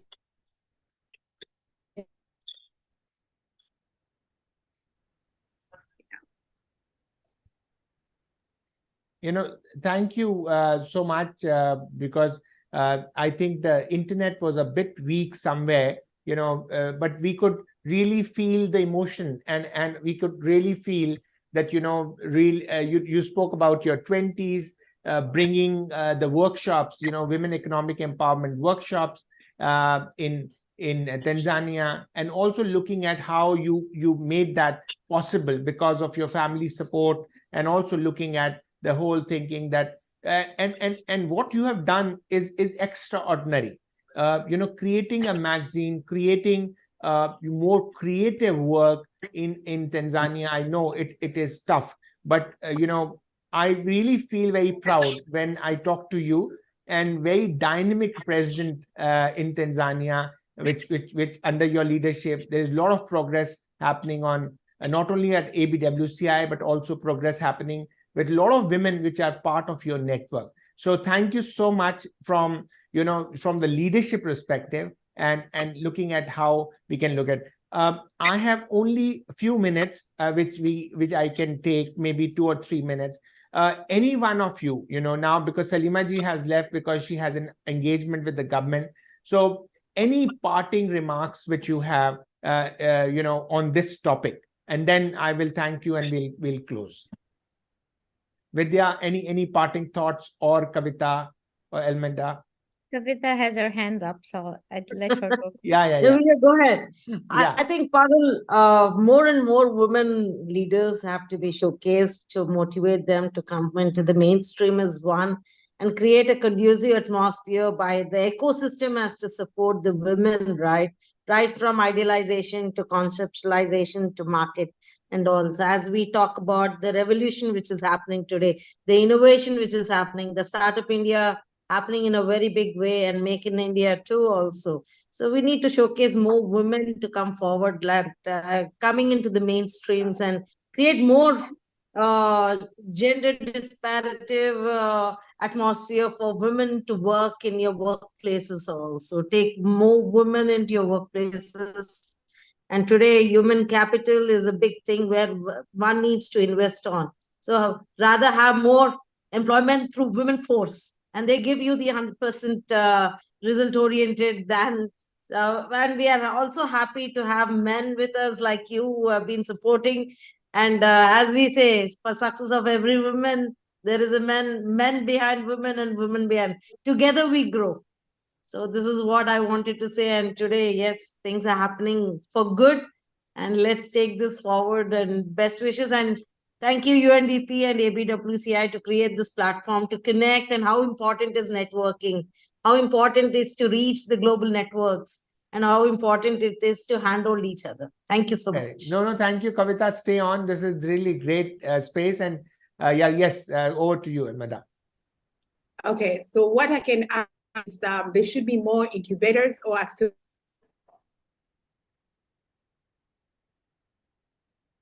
trained, or just providing small offices. You know, there's a big challenge. Someone can have a great idea, but they don't know where to start. They can't afford the offices. So incubators, accelerators, also more professional association networks needs to be there.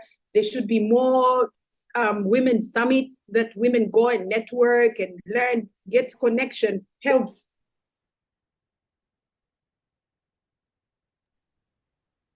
So there should be more of that. Online trainings should be important for that, for women to engage and learn, and co-working spaces and hubs. It's very, very important. Yes. Thank you so much. I was just thinking that we should have more networking spaces, as you're saying, networking, more participation, more people. We should have more networking events, also delegations which should travel, across the world as such. So there is a lot of learning country bilaterally and multilaterally from that perspective. So Vidya, parting 60 seconds. I think just to add to that, and I think to your question of do we really need those networking platforms? Definitely. And I think especially more so for women, because not just their professional growth, I think for their personal growth, right? To see one another and to see that, yeah, there are different kinds of women in different shapes and sizes in different industries, bringing about change in different ways. And that's all good, because there's no one size fits all. And I think lastly, to part with, if there is a one-stop shop that we could all create, where you get your answers and you can really move on, as opposed to people knocking on different doors, and like Imelda said, like right from financing to, bringing about an idea to life. If there is a one-stop shop that we could create, that is probably the need of the hour. No, very good.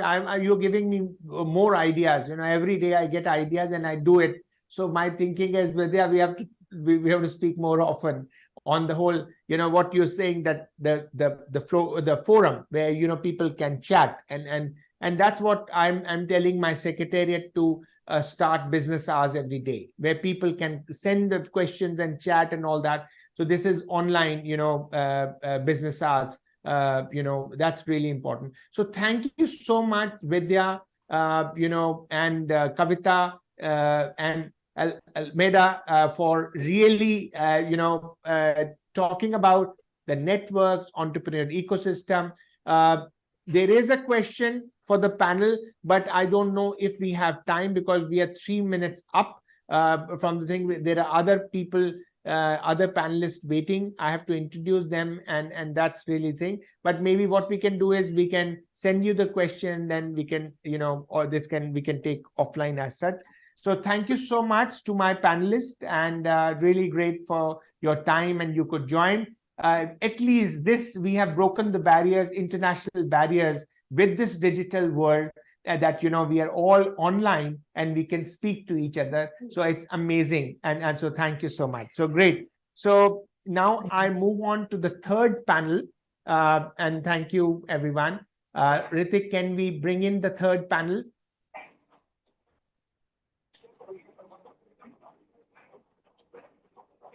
Yeah, great. So we have the third panel, which is public-private partnership to promote gender equality. You know, and this is really, I feel, is important from the understanding. Again, we have this panel is joined by Sakina from India. She is the head of CSR for Bosch. We have Anupama Shetty, mission director for Biocon Foundation. We have Phoebe G. David. Phoebe is joining us from Philippines. And we have Ayodhiji joining in from Nigeria. So, and we have a moderator, very capable moderator, joining us from Uttarakhand.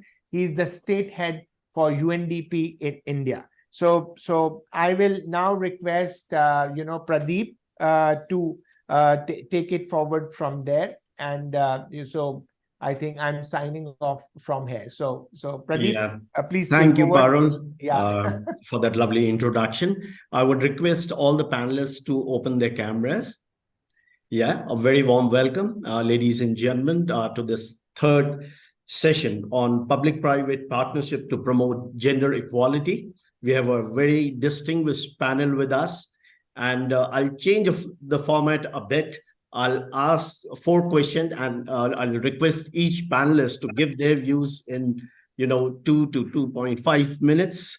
So the first question is, what are the mechanisms that the state, UN agencies, bilateral organizations, civil society, and private sector can employ to ensure that all women are active players in the development? So I would request Ms. Sakina to go first. I think I'm not able to see myself visibly on the screen. If maybe there's some issue with the camera. Can you see that? See me on the screen? Only partially. Just give me a minute. But no problem, we can hear you clearly. So IT can just check if that can be rectified. Yeah, thank you so much, Pradeep, and thank you, UNDP, for having me here and thinking of me as one of the panelists, because I think this is a topic which has been really close to what we all do in this corporate social responsibility space. It's not something that is good to do. It's something which is a must to do, and the thought to have mainstream gender into anything that we do as a business or anything that we do in the social development space, whether with the corporations or whether with the civil society, whether as a private sector or organizations who are there to support certain ventures for civil society or private sector. It's extremely important to look at what the state, UN agencies and other parties can do together.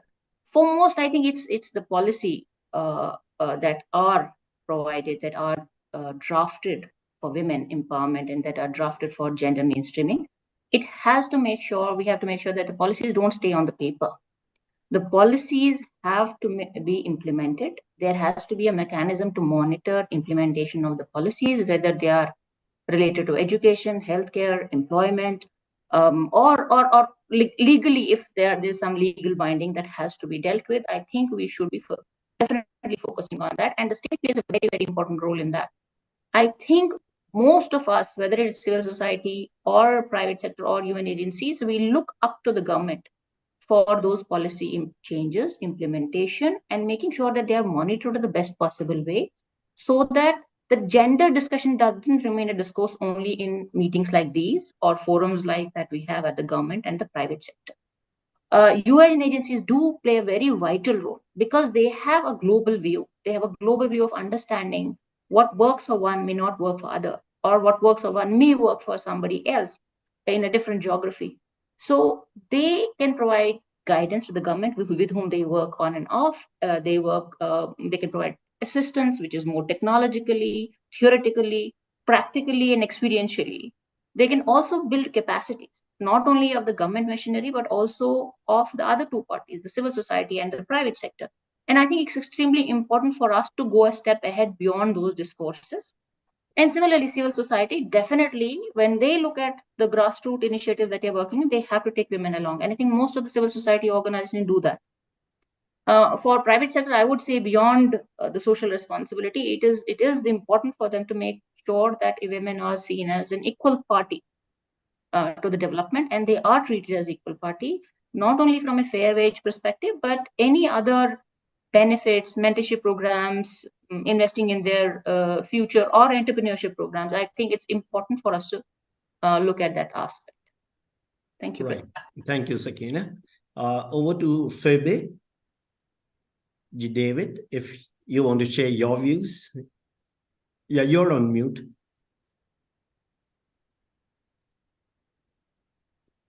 Yeah, good afternoon, everyone from the Philippines. It's a pleasure to be here, and thank you, UNDP, for organizing this one, and also ABWC with the coordinations. And even if it's a short notice, I'm here. This is very interesting. So, cheers. And I would like to thank all the speakers also and the panelists earlier.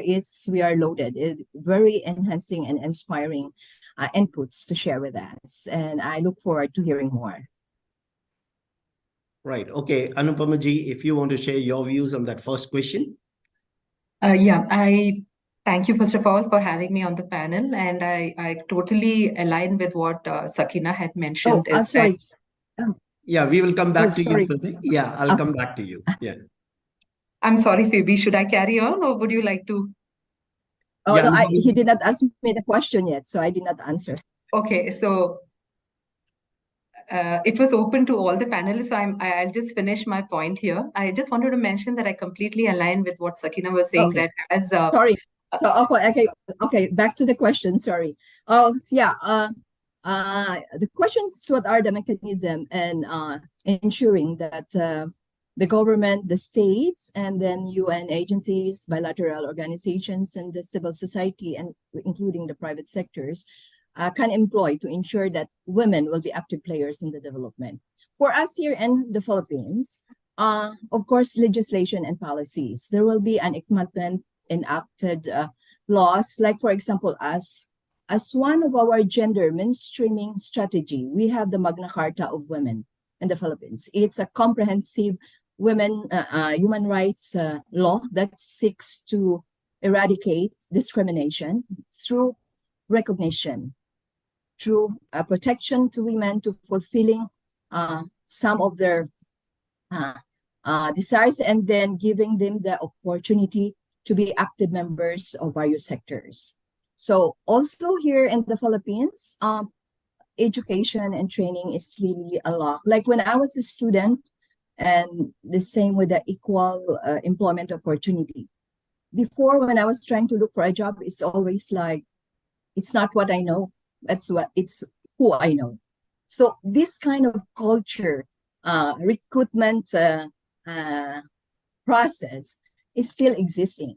So we are trying to do a lot of things also to, to give equal opportunities to the women, to have a fair recruitment process, and then provide them with skills and knowledge to be able to participate in the gender responsive activities with the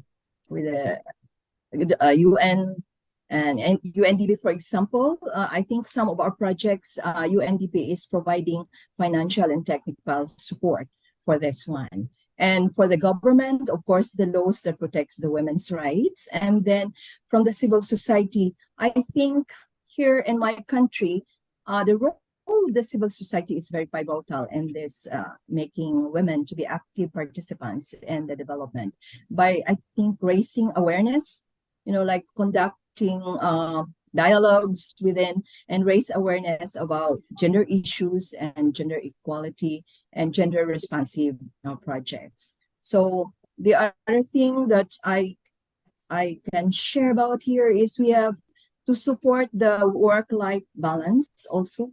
like in a workplace, that women should be safe and they can have flexible schedules to arrange and how they can manage both their career and their family responsibilities. I think it's very important as well, because women, they are driven by careers, but they don't neglect. They're being a mother, they're being a wife. So we hope from the government to establish this kind of a conducive environment for us, for women, where we can both juggle motherhood and at the same time the career. So that's the other thing.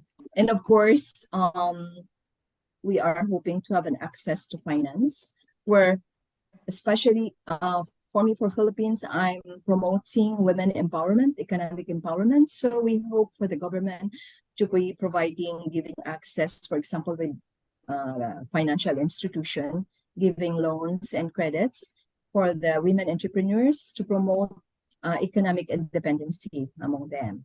So that's so far that I can see that's really, and the other one that is very, that I noticed among us here, since I was here, I think healthcare services. So in Philippines, we have our gender and development projects focused on accessible healthcare services for women. Like right now, we have also like neonatal and maternal center. We have centers for crisis and displaced women. And we have also programs, for example, giving mentorship to teenagers who are pregnant and about HIV, for example. This is one of the gender issues that really have to be given attention here in the Philippines, because statistically it is really increasing. So there had been a lot of gender and development projects already that has been started, like created center for women, lactations, and those kind of areas. So I think giving them this kind of services will make them active as in developing a community at the same time. So yeah, that's my hope, at least for my country. Right. Thank you so much for sharing, what's happening in Philippines as far as this promotion of gender equality is concerned at the government level, at the private, sector level, as well as at the NGO level. We will be, coming back to you again for the other questions as well. I would now go to Dr. Anupama ji, if you want to share your views and be brief in 2 to 2.5 minutes. Yeah. Thank you. So I just wanted to say that there are several gender affirmative actions which are being taken by the Indian government, and specifically when it comes to civil society organizations, CSR entities such as ourselves. I echo what Sakina had said earlier, that, we have included it in our framework itself. So it's a gender responsive framework that we have inbuilt into our programs. And even when we envisage a PPP framework, it has to be very much a part of, how we are also evaluating the program. I'll give you a case in point. For example, the Office of the Principal Scientific Advisor to PMOs, to the Government of India, they had thought of a program called Women in STEM. Now, if you have to see that women today, they make up around 43% of the STEM graduates. But you were to see that there is a leaky pipeline, that only 14% of them, actually make it to STEM jobs. So there is also a loss as you go senior, as you go to more senior positions, the women find it harder to move up.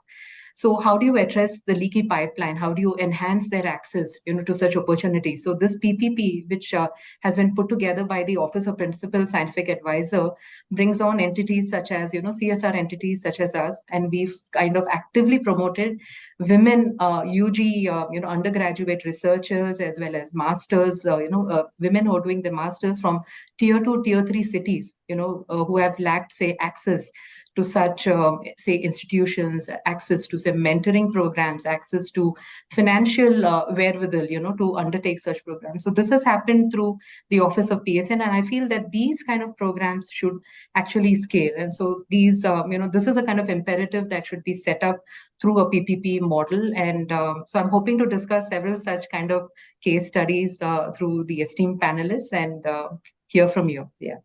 Right. Thank you, Anupamaji. Now we'll go to move to Nigeria. Ayodeji, over to you. You're on mute. We can't hear you. Yeah. Can you hear me now? Yes, yes. Okay. Thank you so much for having me here. Thank you, UNDP. Thank you, ABWCI. This is certainly a very, very needed topic for us to pay attention to. Here in Nigeria, it's quite different because we have the West, the East and the West embracing culture, gender equality, and really, really patronizing that and really championing it. But in the North, it's completely different. But I'm going to be talking from the perspective of the private sector participation in this towards this topic. Now, I have been a beneficiary of private sector participation. When growing up for me, I had a supportive family, but the environment in the sense of school, in the sense of peers, was very, very unfavorable to pulling my weight as a girl child. And so growing up, I had a lot of biases. I had experienced a lot of, torture, brutality that hindered me and, dealt a deadly blow on my self-esteem. And so as I continued to grow, I had that mindset that I was just the way I was because I was a woman until I became a beneficiary of a scheme that was put together by an organization, Goldman Sachs, the 10,000 Women Program, where they came into Nigeria to invest in women who were doing small businesses but needed support to grow their businesses. And so this scheme helped me a great deal to change my mind and to begin to look at myself as a valuable part of the supply chain of my country. And so that is why, as a business leader myself now, as a very successful entrepreneur, I know that the place to start is from the grassroots. There are lots of cultural norms that hinder and deprive the girl child, hinder and deprive women from being the best they can be, it deprives them from access to education, deprives them from access to capital, access to funds, and all of that. And so one of the areas that we are particularly paying attention to is to begin to school people and bridge the gaps that have been created even from the grassroots. So you have situations where children are, girls are given out as brides. I mean, I heard of a pathetic story of a woman who was given out as a bride at age 9. Of course, she suffered a lot of a lot of health challenges, but thank God she was able to access help, and she was able to access help. And now she is also a champion of, empowering girls and empowering women. And so private sector participation is needful right from the grassroots. And with this involvement at the grassroots, we begin to talk to community leaders, and we also get the men involved. I must celebrate the effort that ABWCI is putting to ensuring that education and access to business opportunities, funding, and information is made available to women. When we have private sector participations like that, it really changes the whole dynamics of the game. And so it is important for us to ensure that, we involve community leaders, faith-based leaders, and other leaders, whether men or women, who have access to, people who have influence so that they are able to change narrative right from their own different constituencies. This will help even government to be able to infuse women and girls into the economy and, of course, see them as a vital part of nation building. So that would be my take for now. Thank you. Thank you, Deji, for sharing those, stories from Nigeria, your personal story, as well as of the gender champion. So we'll move on to the next question. So what best practices can be adopted from other regions or countries that have successfully integrated gender perspectives into public-private partnership? I've posted the question in the chat box as well. So I'll again start with Ms. Sakina. Over to you. Yeah, so I think before I go to the other countries and say that what are the best practices that we have in other countries, let's look at India itself. There are a lot of examples, but maybe in pockets. So what we do wrong, that I feel, my personal belief, is that we divide the women's vocation and men's vocation, and we don't see them as a general neutral vocation. I'll just give an example. We do plumbing, say we do training in plumbing, and we think it's a men's profession and women are not part of it. They never wear plumbers, they can never be plumbers, or carpenters for that matter. The moment you set in that division that this is not your profession, or this is not a profession meant for women, so then you immediately kill that profession or that vocation for that women. And we have tested and tried it here. In Bosch, we have 100 women plumbers that we trained last year, and all of them are placed in lucrative professions in different industries. Now, the problem is that when we do training specific, we make it gender neutral training. It's women's training, it's men's training. We never train them together.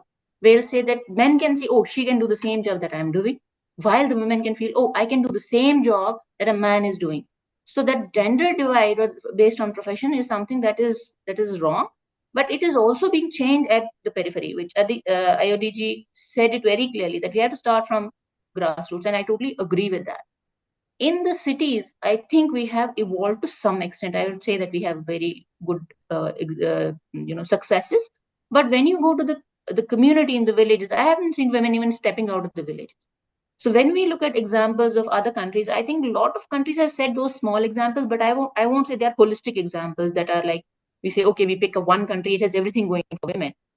Norway is there, Sweden is there, there's Netherlands, there are countries like Canada, New Zealand, who have different sets or examples for women, whether it is participating in the board, or they're doing gender impact assessments, or even providing for entrepreneurship and finances for setting up businesses. For us, we see that in pockets. We have not had an example in the entire world where we see the impact being done in entity. So I think we are yet to be there, but we have examples to replicate in other locations. But I don't think we are doing it justice when you say holistic approach, which is not being done, as for me, anywhere in the world. Right. Thank you, Sakina ji, for that. Over to Phoebe. Your views on that. Yeah. One of the best practices, of course, that I can share is the one we have also in Philippines. For every gender and development projects that we have actually a fixed percentage of 5%, not lower than 5% for the allocated budget for the whole year for this gender responsive projects.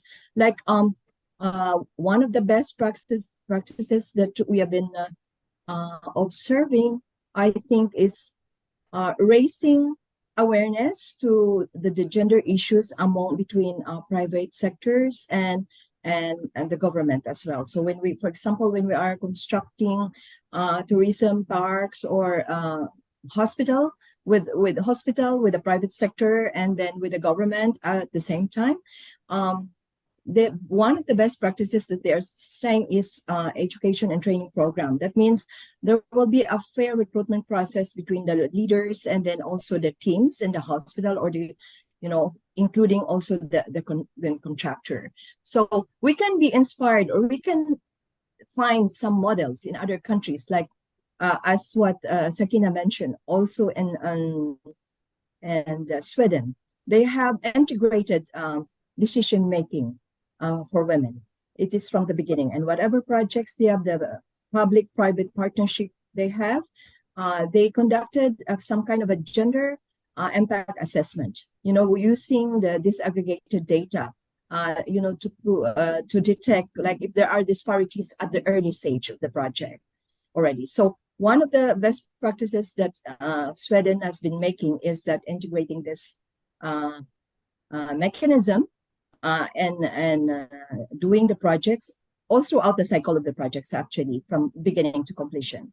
And also, like in some countries, Canada, and also in other African countries, well, they have fostered a lot of empowerment, like diversity rules for positions in leadership. They have provided programs to empower women.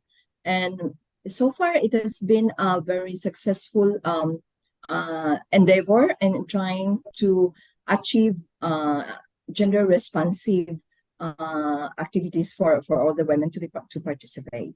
And the other practice that I can say, I think, just to continue, like, for example, I can take the digital gender gaps between here. For example, in Philippines, we have a digital gender gap. So we are trying to, through our different agencies, we are trying to bridge the gap by educating women and giving them access to digital technology and digital access. Then they will be able also to participate in some kind of a digital economy. So one of our, with the information technology that we have, this is one of the major and objectives that they want to reach out in all the villages where everybody can have access to digital technology. Right. Thank you for those, best practices from not only from Philippines, but Sweden as well as Africa. I think some of the things that can be replicated in India as well. Thank you so much. Over to you, Dr. Anupam. So thank you. Specifically when it comes to PPP models, and we've looked at case studies from all over. We've looked at UNDP case studies which were presented by UNDP as well as the World Bank. And I just wanted to focus on specific, aspects. For example, have you looked at a gender responsive PPP appraisal? So have we, kind of inbuilt that? And this is something that we are trying to follow. Women's role in community engagement, as Ayodhya had so very well stated, we have to evolve from the grassroots. So, for example, in our community engagement programs, how have we kind of factored the role of women in the community? Gender-specific needs to be assessed in our programs. This is another best practice. For example, when we talk of even universal healthcare, in our programs, what we've seen is that some of the elderly women, they're unable to access care because either they need a male relative to come along with them, or they have a lack of transport or lack of just agency to take that decision and come to the clinic. So how have we factored that? And, how have we kind of then, innovated and seen that healthcare then reaches the household. So some of these factors, then also to have a stakeholder consultation process, not only with the village panchayats, but also to see that women are actively participating in this, and a gender-specific affordability analysis, that's also quite crucial. And as Phoebe had very rightly mentioned, the use of ICT or information technology tools by women. Digital tools. For example, what we had discovered when we were working with the Anganwadi workers was Anganwadi workers generally handle creches, from the government end. This is for Phoebe and Ayodhya in India. And they have been given a software tool through which they are able to monitor and track the growth and nutrition status in children. But what we found in our cohort, who are in our area of operations, they weren't able to use the tool very well. And so they were taught how to use this tool and input the data, but the rest of it, it was very difficult, and they would depend on their children or on other women. And so it was a very simple thing, and our team kind of got about and taught them about these tools. But what we understood is that had we not asked them about, what are some of the challenges in even accessing the tool, it wouldn't have come about. And so these are some of the aspects I feel we should be sensitive towards, and these are some of the best practices.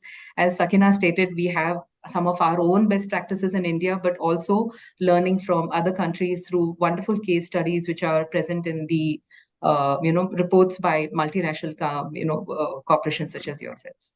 Right. Thank you so much. I think these are very good points when it comes to gender mainstreaming at the grassroots level. These examples will be definitely useful. And over to you, Ayodhya ji. And your volume is a bit low. Can you be a bit loud? Yeah. Oh, okay. Yeah. Okay, better now? Yes. Okay, cool.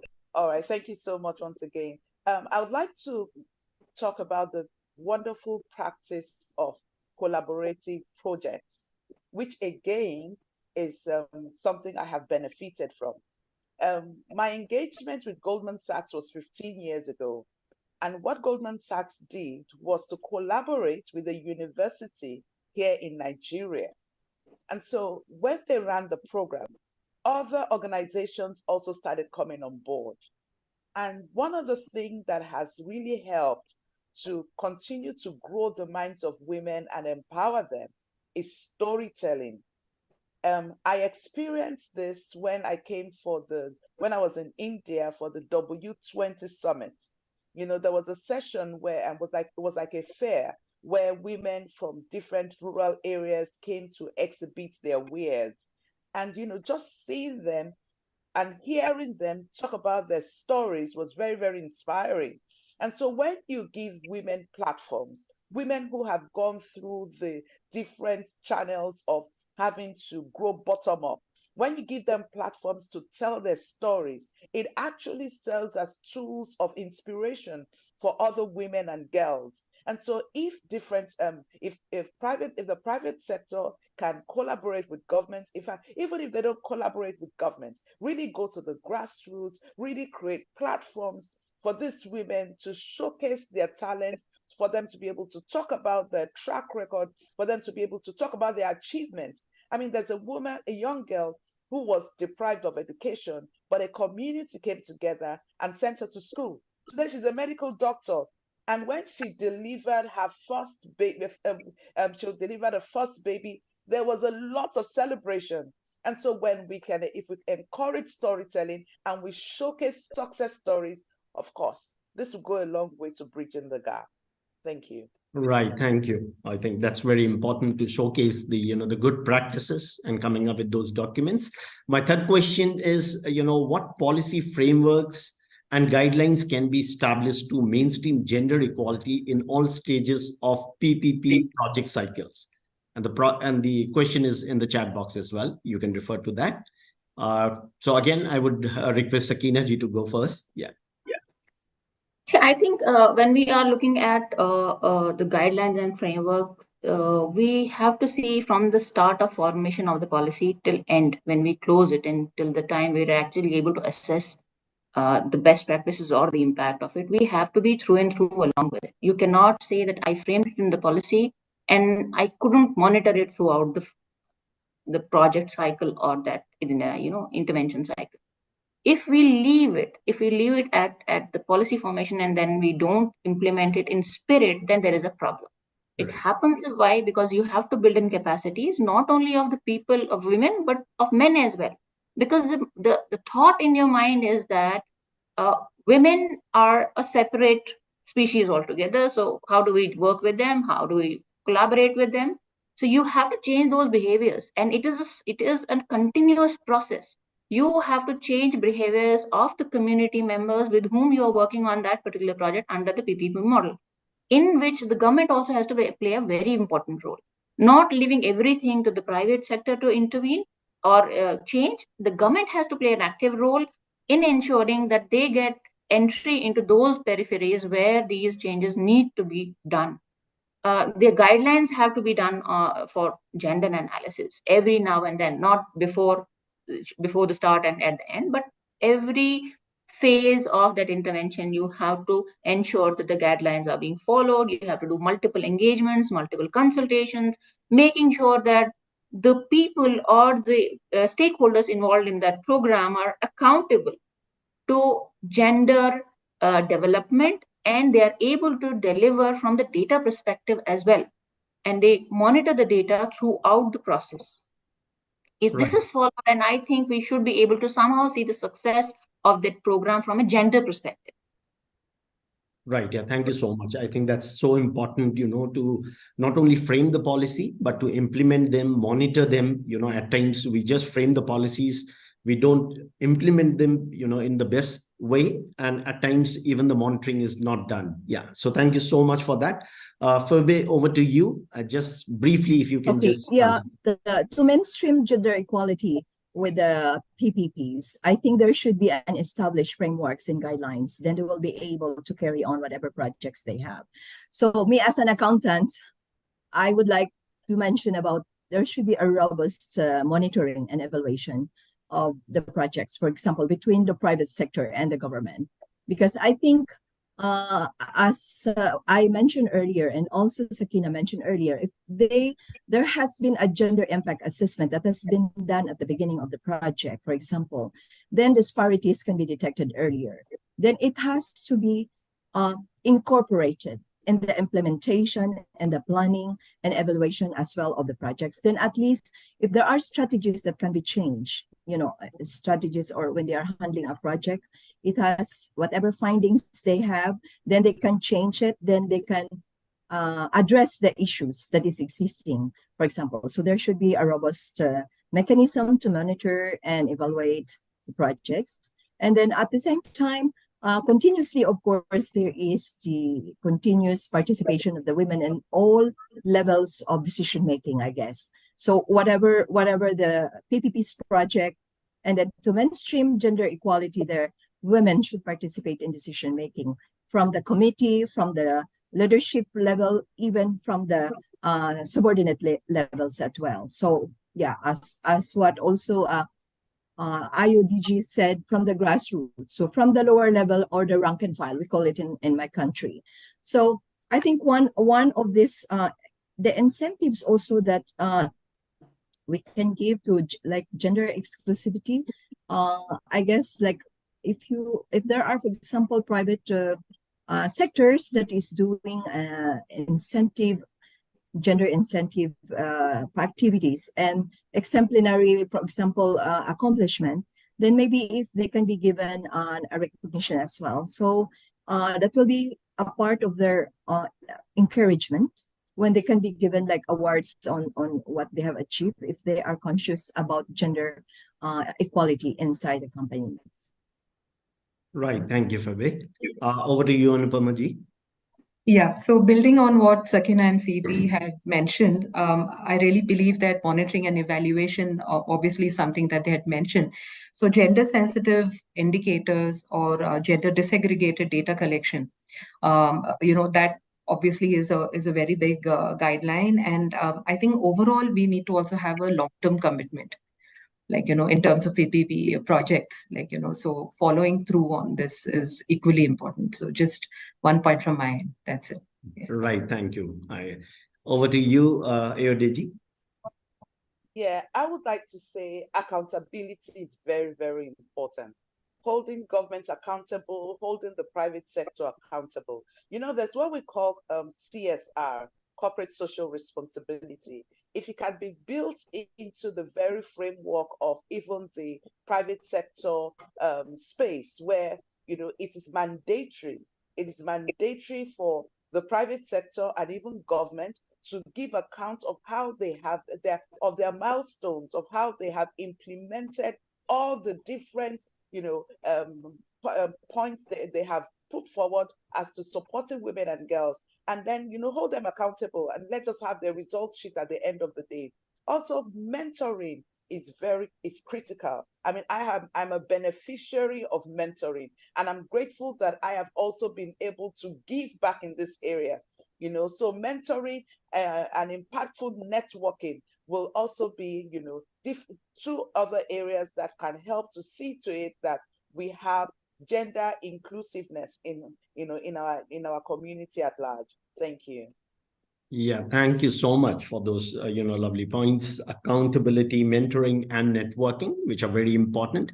The last question, and I would request, in the interest of time, to be very brief. Just give one point. What role can the government play in incentivizing and supporting private sector involvement in gender inclusive PPP projects? Yeah, Sakina ji, just one.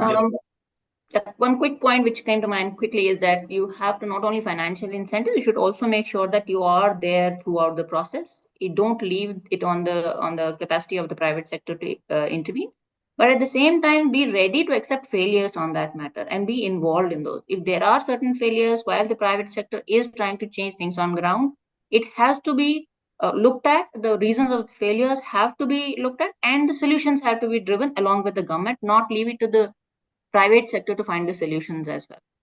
Right, very, very good. I think failures, which, at times we also, Yeah. hesitate to For document. me, Yeah. one of the Yeah, please go ahead.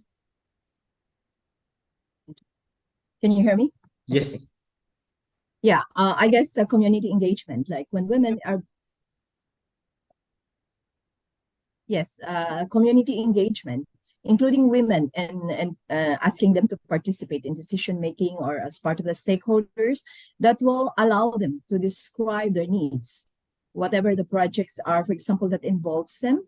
Then that gives them the opportunity to share what they need actually. So that will give us another kind of system on how to get data on what are the needs of the women, and then to be able to address it to them. Then at the same time, we address their concerns, and then that creates a very conducive environment for women. Right. Thank you so much. Dr. Anupama. Yeah, so I just wanted to make a quick point in terms of gender inclusive PPP projects. For example, the STEM program, which I was stating, is that, okay, we have finite resources, we are able to do one cohort. But if there was a larger collaborative network that the government could put in place, then it would mean that it would spread this entire program, and there'll be many more corporates who could then align with this program. So having collaborative networks, which is what Ayodhya had also mentioned, and also, it would bring in the aspect of sustainability and long-term commitment to this program, and also ensure that areas which are under, we kind of supported. We've seen this in CSR, that certain areas are very well supported. Northeast, for example, doesn't have that much support. So having a policy framework wherein areas which are traditionally not getting that kind of support, and seeing that there is a larger collaboration which is being, put together by the government, I think this will really incentivize both ends, for us as well as for the, whichever from the gender lens, whichever program we're looking at. Yeah. Right. Thank you so much. Over to you, Ayodhya. Yes, thank you. I feel that for us, for government, one of the things that government can look at to ensure private sector participation in gender inclusiveness is if you can offer tax rebates. Yeah.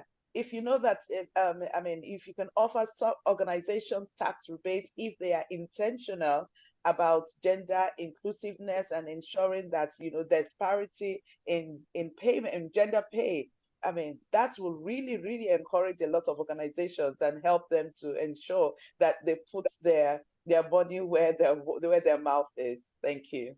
Right, thank you. That's a very important point, the tax rebate, and which is something new that has not been covered. So thank you so much. There is one question in the chat box, in the question, and that is, there is a high turnover in the garment industry. Casual factors include poor working conditions. Can something be done, as many women are dependent on it and are a formidable force? I'm just putting it in the chat box also, and if anyone would like to answer that question.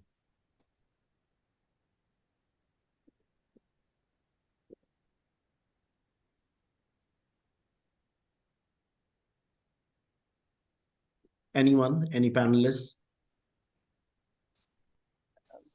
Try to read the question again.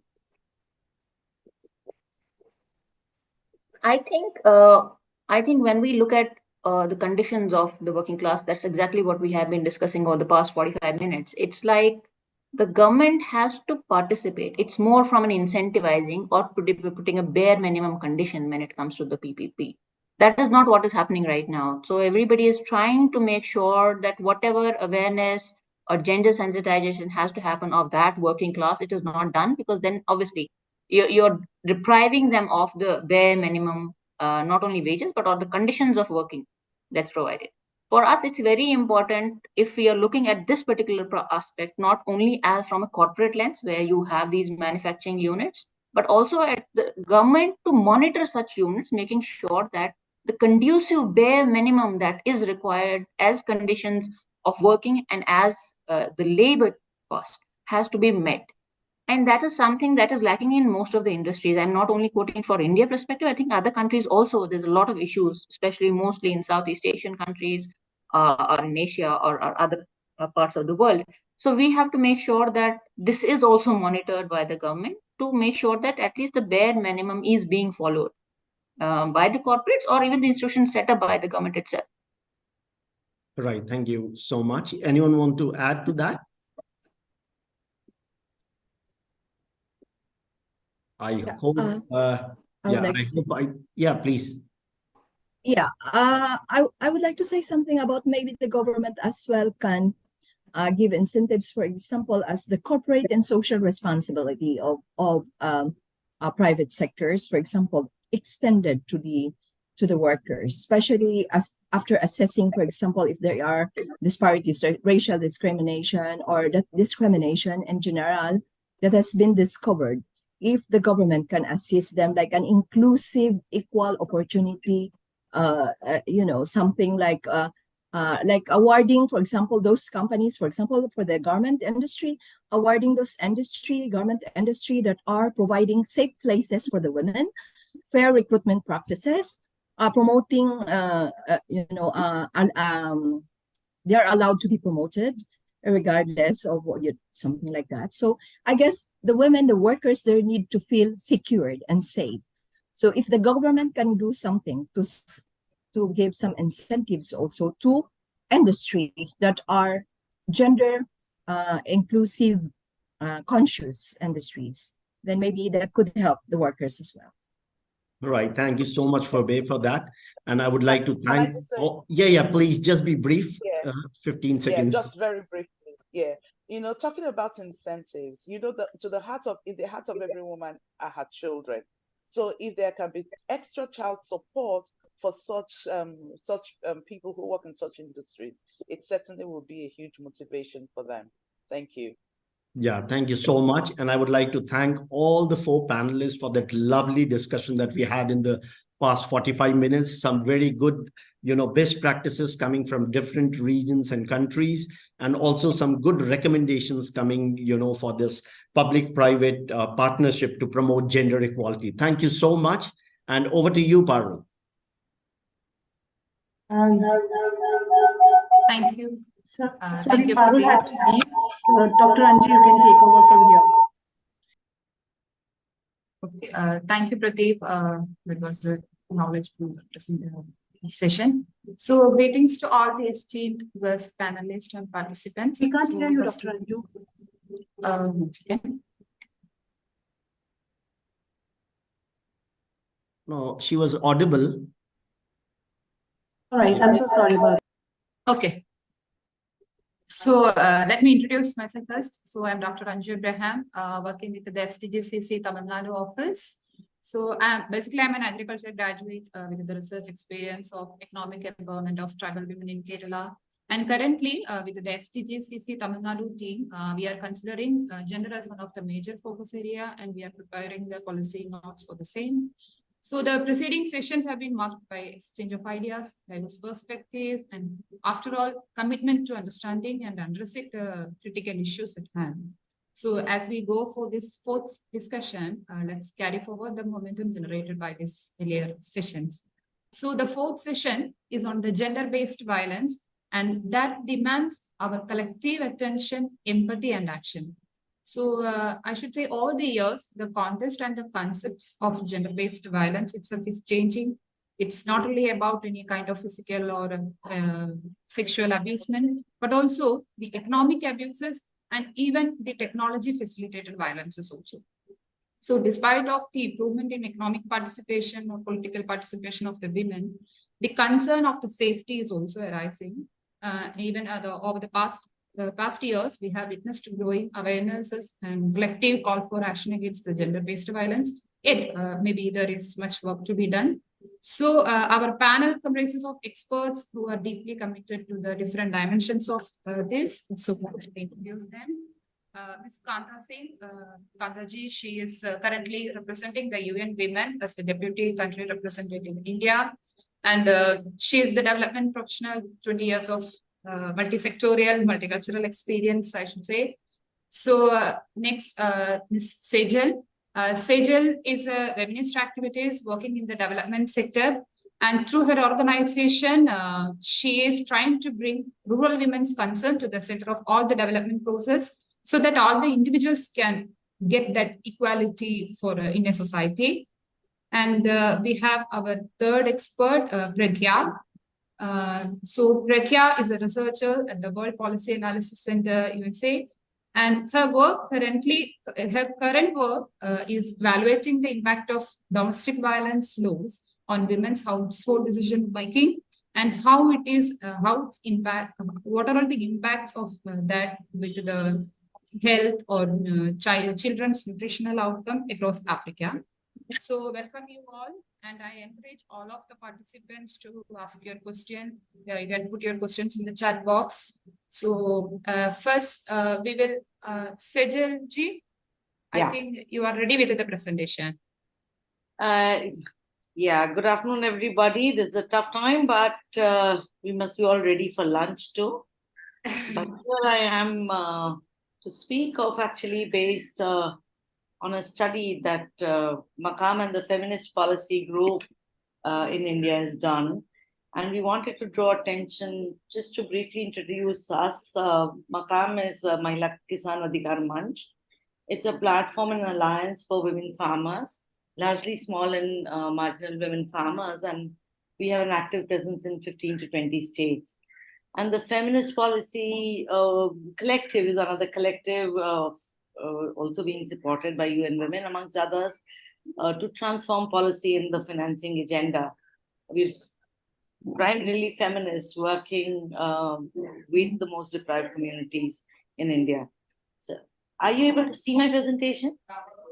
Yes, yes, yes. Okay. So I think we started this question of workers, and when we've been talking of all these workers, we haven't been talking of the 70% of the workforce in India, which is women in the agriculture sector. And they're actually women farmers. But we never tend to see women as farmers. We tend to see them as women in the agriculture sector or agriculture labor, smallholder farmers.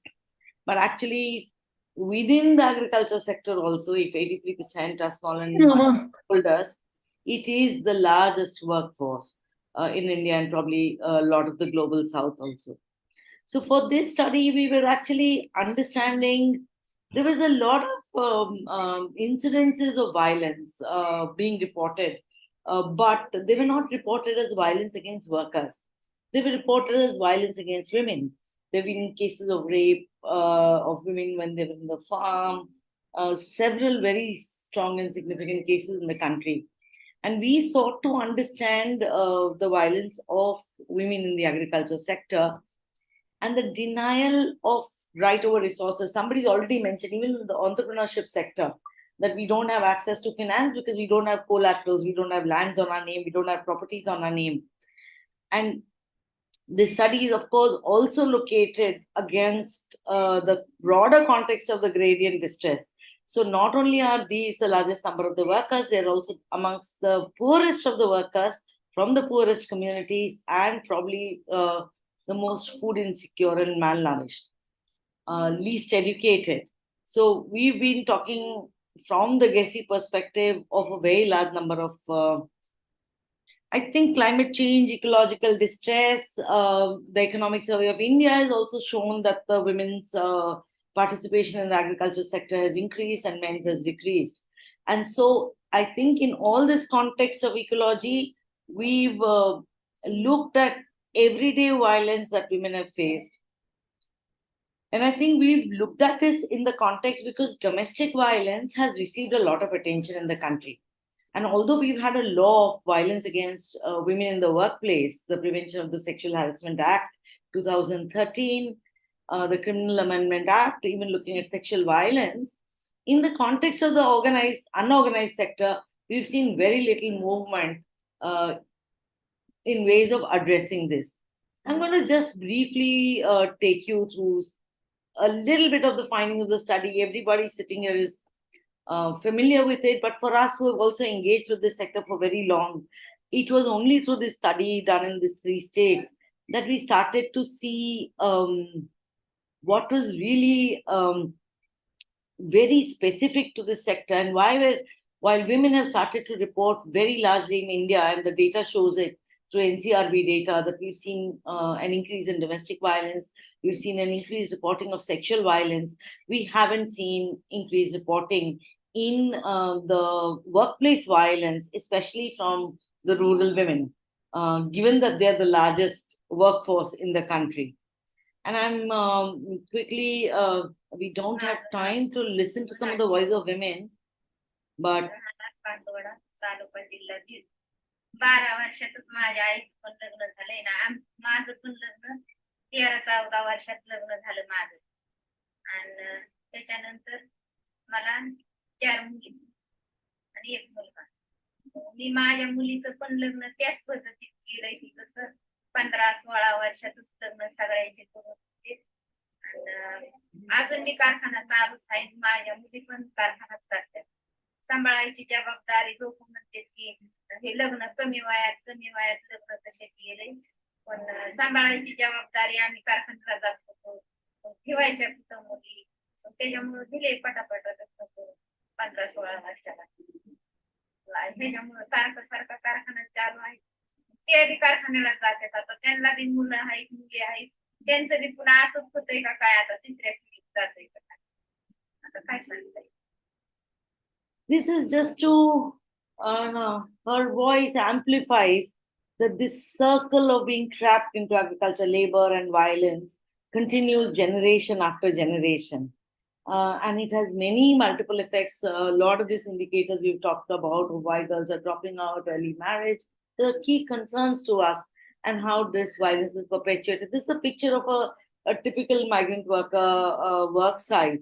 And I think related to this work site itself, there is a lot of violence. Both agriculture migrant labor across and sugarcane cutters amongst them, they all live outskirts of the village in very temporary settlements, even those who migrate for 8 to 10 months a year.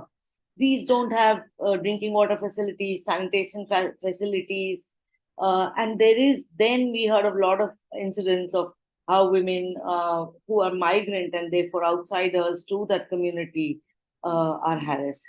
I just want to, so there is, of course, vulnerabilities to violence arising from location and lack of support from family. There's also cases where women are saying that they are not recognized as primary workers. Their contracts are taken by the family members, the money is given to the male members who accompany them, both as sharecroppers or as even koitas. And the way the work itself is organized is a huge form of violence, where women do not have direct access to their incomes and no recognition as farmers. I'm going to skip through this because I do want to focus on some of the recommendations, since we are sitting in this space. And many of us are familiar with this reality of agriculture labor, but women themselves are also not talking about the level of sexual harassment and sexual violence they are facing. Economic violence they are facing because, as I said, they rarely have money in their hands, and it's a cycle of indebtedness that is tying them to this wage labors. Almost every woman spoke of a day starting at 5 a.m. and ending at 11:30 a.m. So they're doing care work, they're doing work for the family that they stay on, again, a lot of domestic work and work on the farm.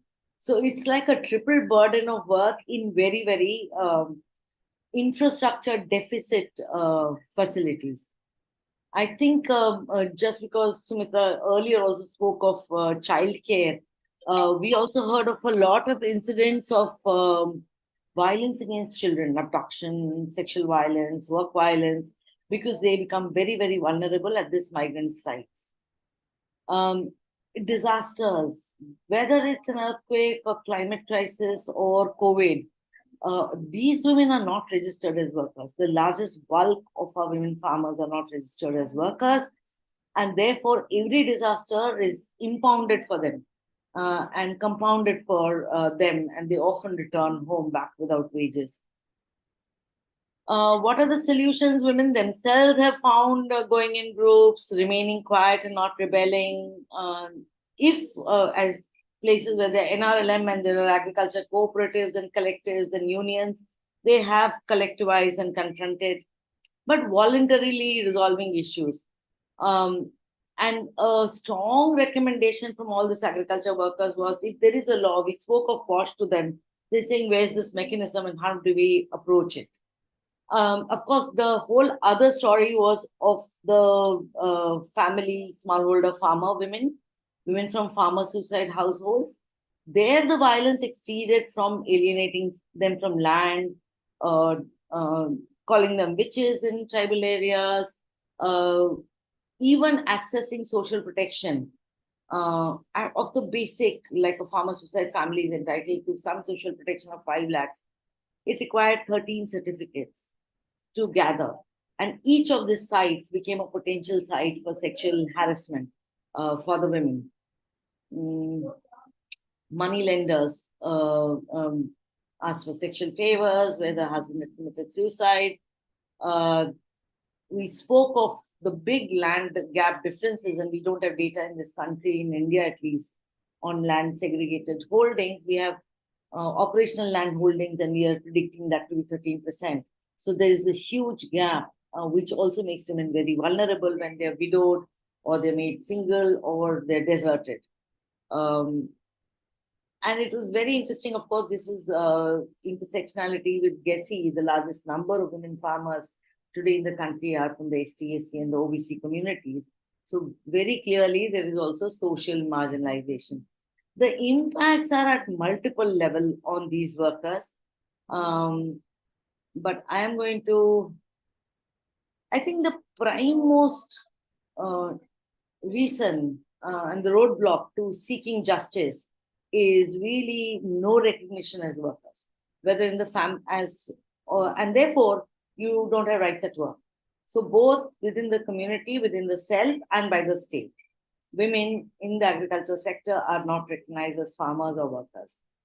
There's a fear of being not believed, being blamed, fear of losing work, fear of being ostracized at work. These are the most vulnerable workplaces, the least paid.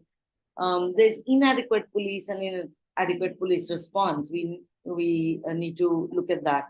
And there's just a lack of available support from a very large level of either unions, and very few women's organizations are there, or panchayats who are sensitive to these forms of violence. I'm going to quickly move on to recommendations, because I think this is the right forum to look at it. I think the first and foremost that we need to do of women is to address the invisibility and the informality of work.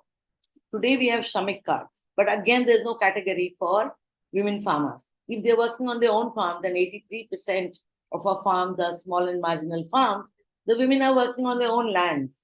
So they're not agricultural labor, but they're neither farmers. So they become invisible, and completely, we first need to find a way for agriculture for them to be recognized as workers and farmers with rights at work.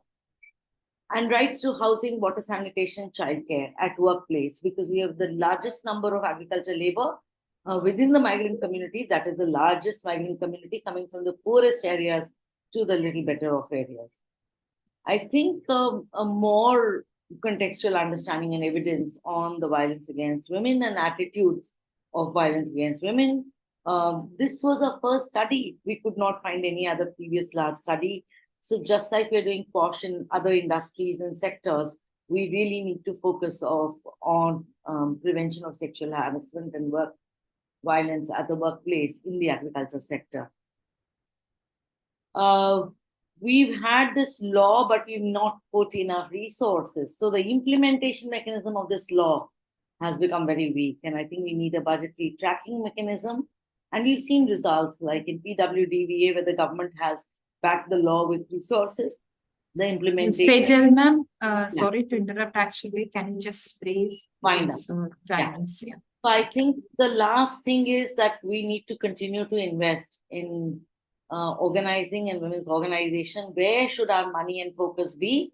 NRLM is doing a great job, but we're organizing rural women, and we need to organize rural women, agriculture workers and farmers, and we need to invest in that.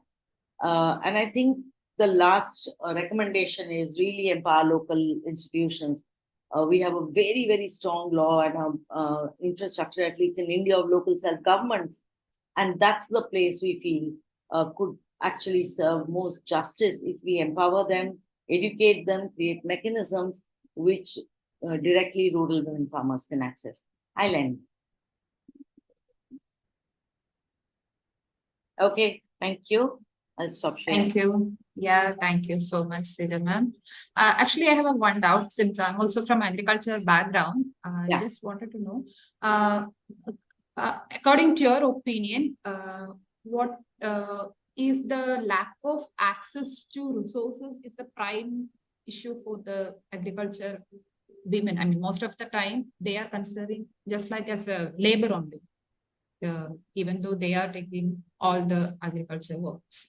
So what about the lack of access to resource? Like they don't have the land ownership, they don't have the access to credits. So is it like a prime reason for the challenges of agriculture women? No, I think if you're looking at gender-based violence, we found ample evidence that even women who owned land or were working as agricultural laborers just didn't have the status. And we're facing a large form of gender-based violence. I think it's gender-based violence cuts across resource ownership. Oh, okay.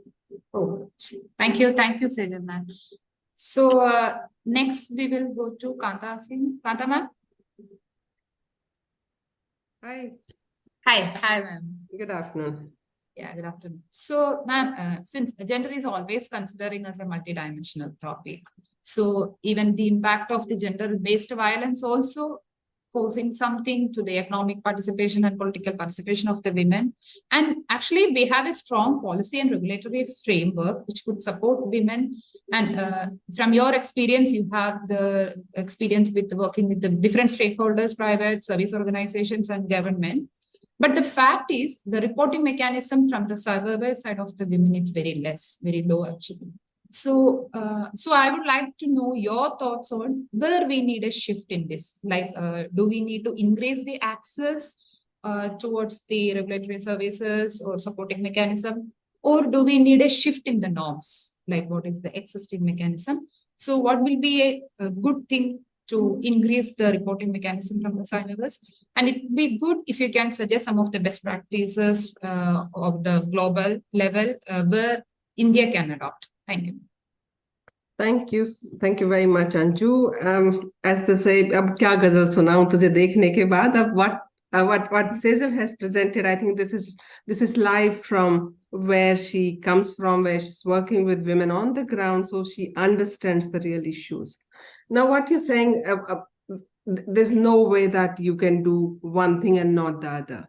Of course, it's been 15 years plus when the Domestic Violence Act came in place. Also, the POSH Act came in 2013, and several other, which we call favorable legislations, are in place. Probably it's time for us to look at what has worked for women and what has not worked.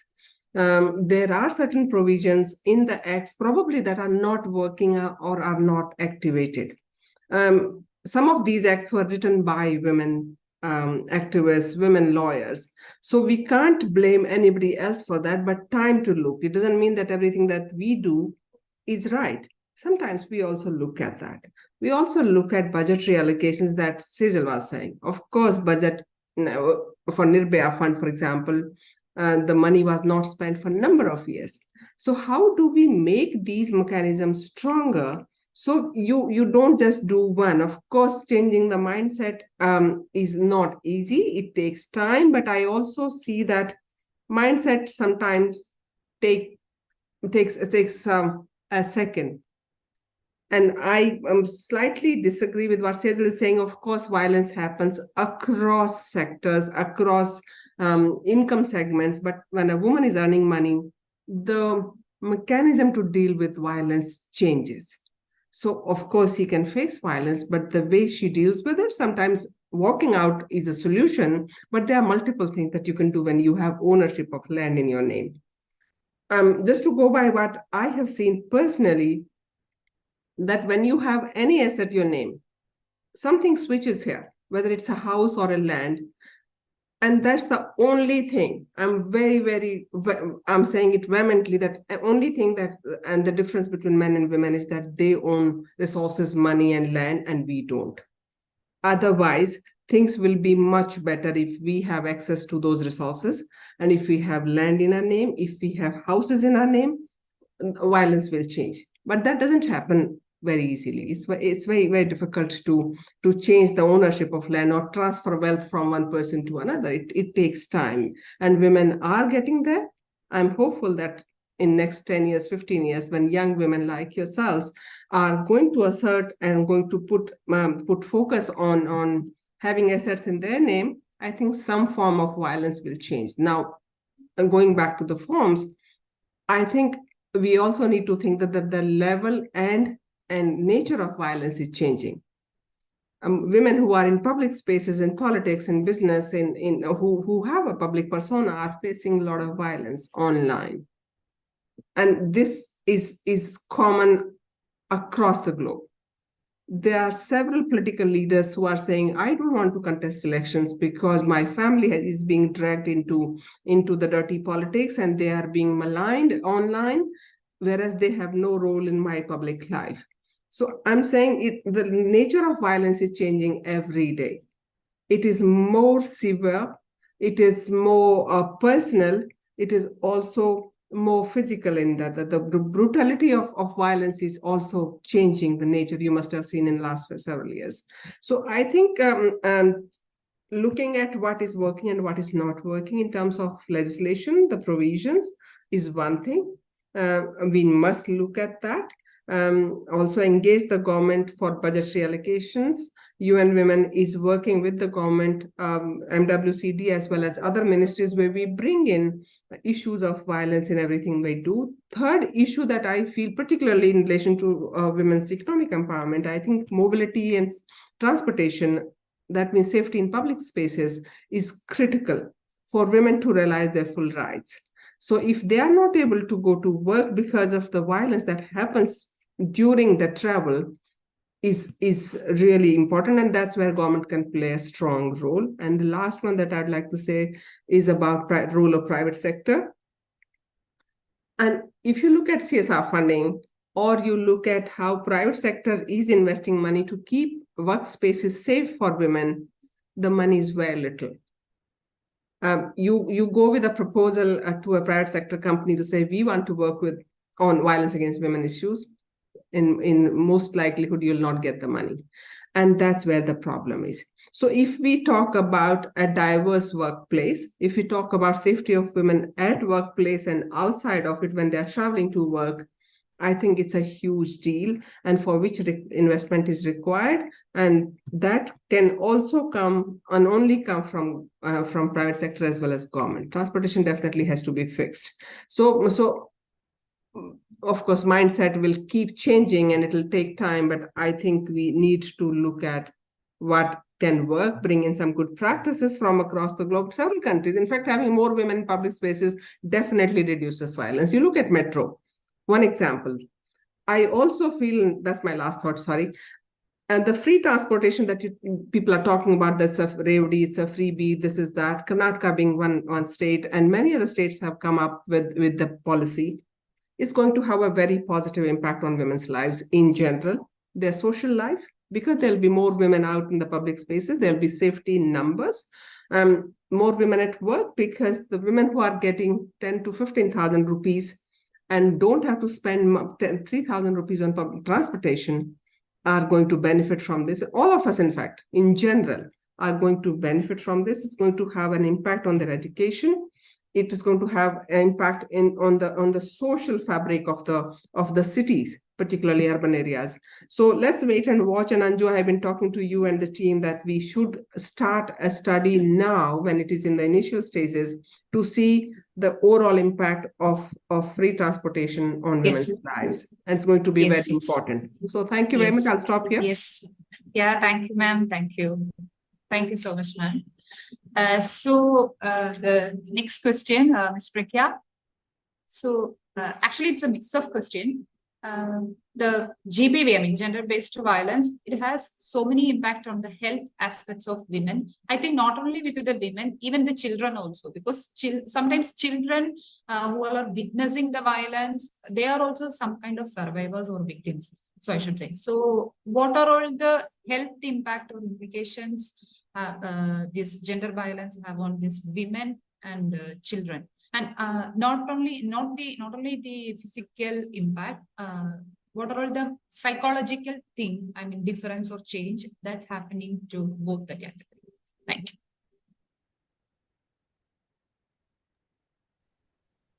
Thank you for hanging in there. This is one of the last panel sessions, and within that also we're quite into the session. So thank you for still hanging in there. So I will touch upon the public health impacts of gender-based violence on not only women, but also their children. This is not only one of the most widespread violation of basic human rights, but it also has widespread influence on physical, mental, sexual, and reproductive health of women themselves. These could range from acute injuries to chronic pain, substance abuse. Women are more likely to have sexually transmitted diseases because of being subjected to violence. Their likelihood of developing depression or even committing suicide goes up very high as when violence is perpetrated against them. They also have issues with unintended pregnancy. The chances of miscarriage goes up. Other related gynecological issues. So a lot of issues on reproductive health of women who undergo violence. Then it also harms them economically. They lose paid work. They are not able to show up to work. They also lose their jobs. In fact, one of the reports in the US, they estimate that the US loses about $8.3 billion every year just because of intimate partner violence.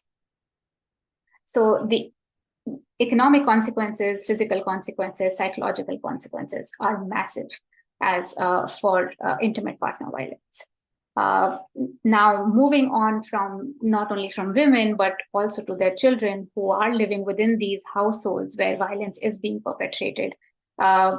Children being born to women who are subjected to violence, they have low birth weight.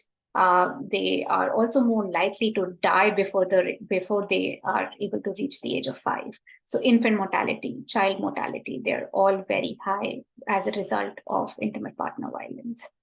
They're also more likely to be malnourished. So these are the consequences of intimate partner violence against women. I am working at the World Policy Analysis Center, where we track laws and policies across the world. My people here are working at the grassroots level, and that's just so refreshing to see. We are all on the other end of the spectrum where we track changes at the national level. So what are the kinds of laws and policies that can be implemented at the national level, can have that impact at scale, and can be implemented by other regions when we can show some impact as to what are the best practices in an area. So to give you an example of our work on domestic violence, we have tracked laws on domestic violence in Africa, in 51 African countries. And we report that about 38 of them have domestic violence laws. Of those, about 26 have some sort of restraining orders or protective orders to protect women from further violence once they have reported violence. And 33 of them criminalize violence. So there are still gaps once countries implement these laws, adopt these laws. The how broad those definitions are, how encompassing they are, and what are the remedial measures, not only in terms of civil protections, but also in terms of criminal penalties that are included within those laws. And so once we have tracked these laws, we are also econometrically, we're using rigorous methods to show the impact of adopting these laws on women as well as their children. And what we find is that in countries that have adopted domestic violence laws, women have more decision-making power. So they are more empowered as a result of these laws. They are being able to make more decisions in terms of purchases in the household, in matters of their own healthcare and their children's healthcare. And they are also being able to make decisions as to who spends the money that they earn. So just because they feel protected by these laws, they are feeling empowered within the household. They have more bargaining power within the household. And all of this translates into better health for their children. So we also measured its impact on children's wasting, which is a critical indicator of malnourishment amongst children under 5. And we see that as a result of these laws, fewer children are wasted, they are less malnourished when their mothers are protected against intimate partner violence. Another thing that's coming out of this study, which is indicative, and we are still not very sure, but it's indicative, that of all the individual countries where we show the impact, all of them show impact except for one. And the only country where it's not showing an impact is the only country where it's not criminalized. So it seems like there's an early indication of that there are positive impacts associated with criminalizing domestic violence and not only providing civil remedies for it. So yeah, that's where I'll end. Thank you, Pragya, and thank you for sharing your research experience also. So I think we have 5 more minutes. So I would like to ask one more thing. There is one question from the audience.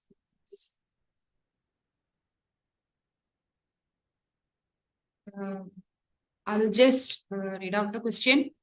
Gender parity is still the point of challenge when it comes to women under corporate sector. What about the others too?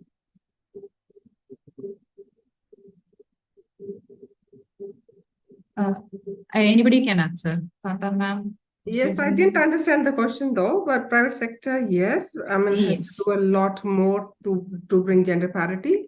And just to give you an update about what government is trying to do, is going to come out with a gender parity index very soon for companies to report on gender indicators within the companies.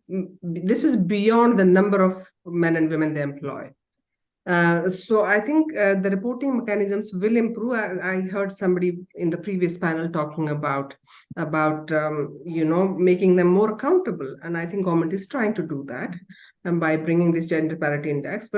And this has several indicators within that, not just hiring of men and women. How do you retain women there? How do you make it safer for women to stay in jobs and also get promoted?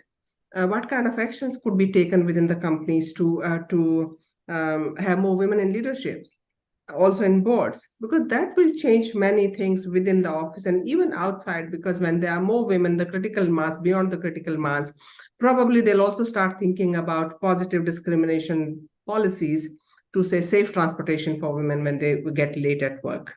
So I think those policies will also start coming in place. Google, and I have seen several companies have those policies in place. Also better maternity benefits, also coming back after maternity benefits, some investment in care economy.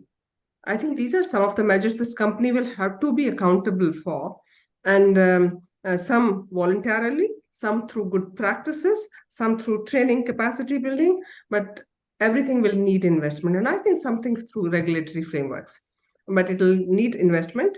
And I'm happy to report that and at least the work that we do, some companies have started walking that path. So, yeah. Thank you, Kanta ma'am. We have 3 more minutes. So I would like to ask one thing. Actually, I think for the survivors, the back to work or the economic empowerment is the major thing we need to focus, I guess. I mean, they need some transition period for the survivors to get back to work. So what are all the many of the countries, they have some mechanism for improving their participation in jobs, or they have some policy framework for the survivors of the gender-based violence.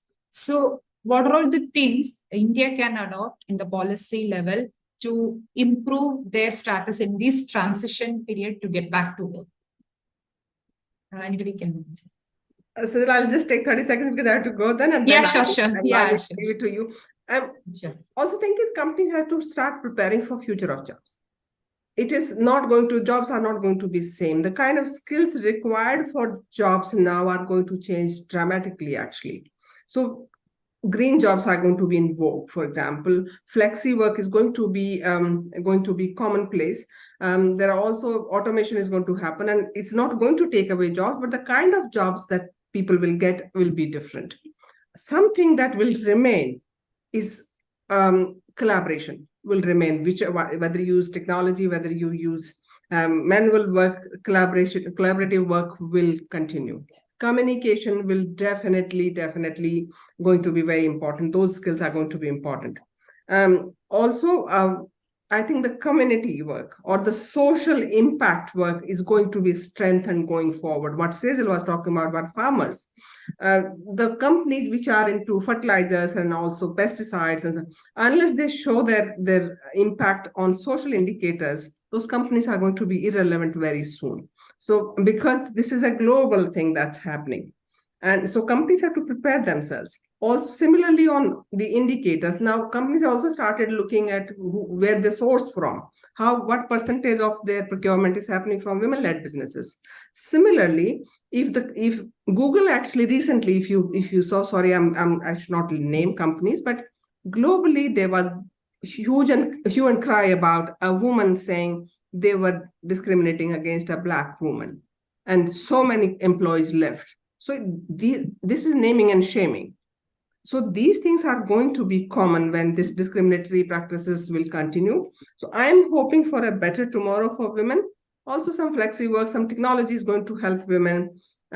Also reporting is going to improve. Young women have stronger voice now. So I'm very hopeful that things are going to look up for women.